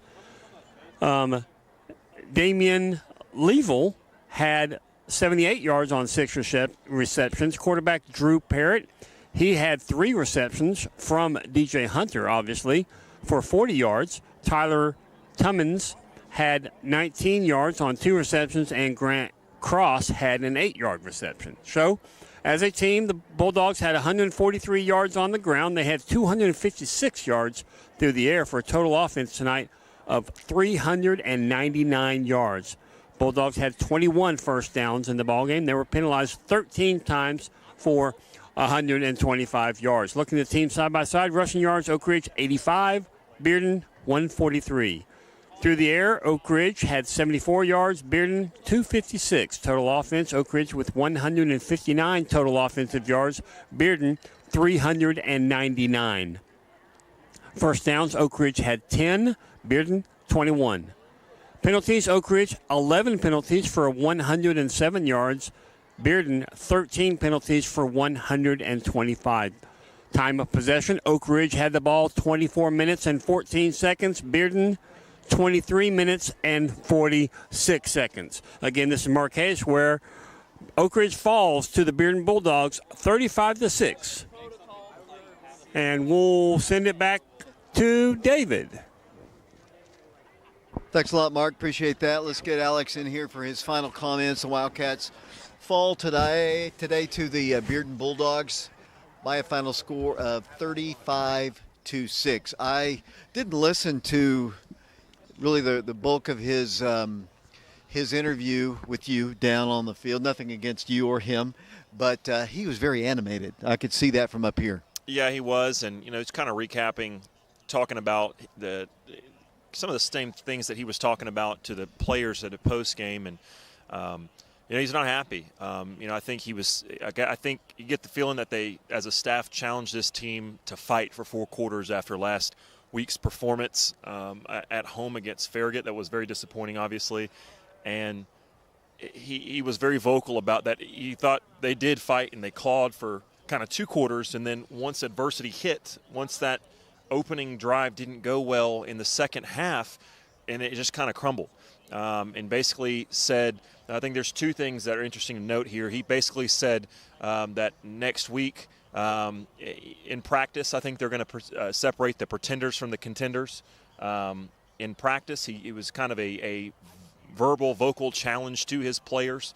And then also one of the things he was telling them, not to me necessarily, but to the players post-game, David, was basically get it in your head right now. We're not losing that game next week. And so obviously wants these guys to be confident, and basically said it's a 1-game season. It's do or die time as you go to fight for a championship against Lenoir City next week. That about does it. We'll sign off here from Bearden High School. We appreciate our camera people today. We had Titus Fetters. We had David, as well as Grayson and Caleb, and Brian Bennett. Our statisticians were Mark and Shauna Hayes. Mike Sheehan was up here as well. Our next broadcast of Oak Ridge High School football will be this coming Friday when the Wildcats take on the Lenoir City Panthers. It will be for the championship. So Wildcats have to regroup. They had another catastrophic injury, I do believe, but we'll hopefully deal with that, and hopefully the next man up will take the place of that injured Wildcat, maybe 2. But we'll be there to broadcast the ball game on FM 92.7, and we'll stream the game live on our YouTube channel as well. For Alex Myers, this is David Clary. Once again, a reminder of the final score. The Wildcats fall to Bearden 35-6. This is David Clary saying so long, everybody.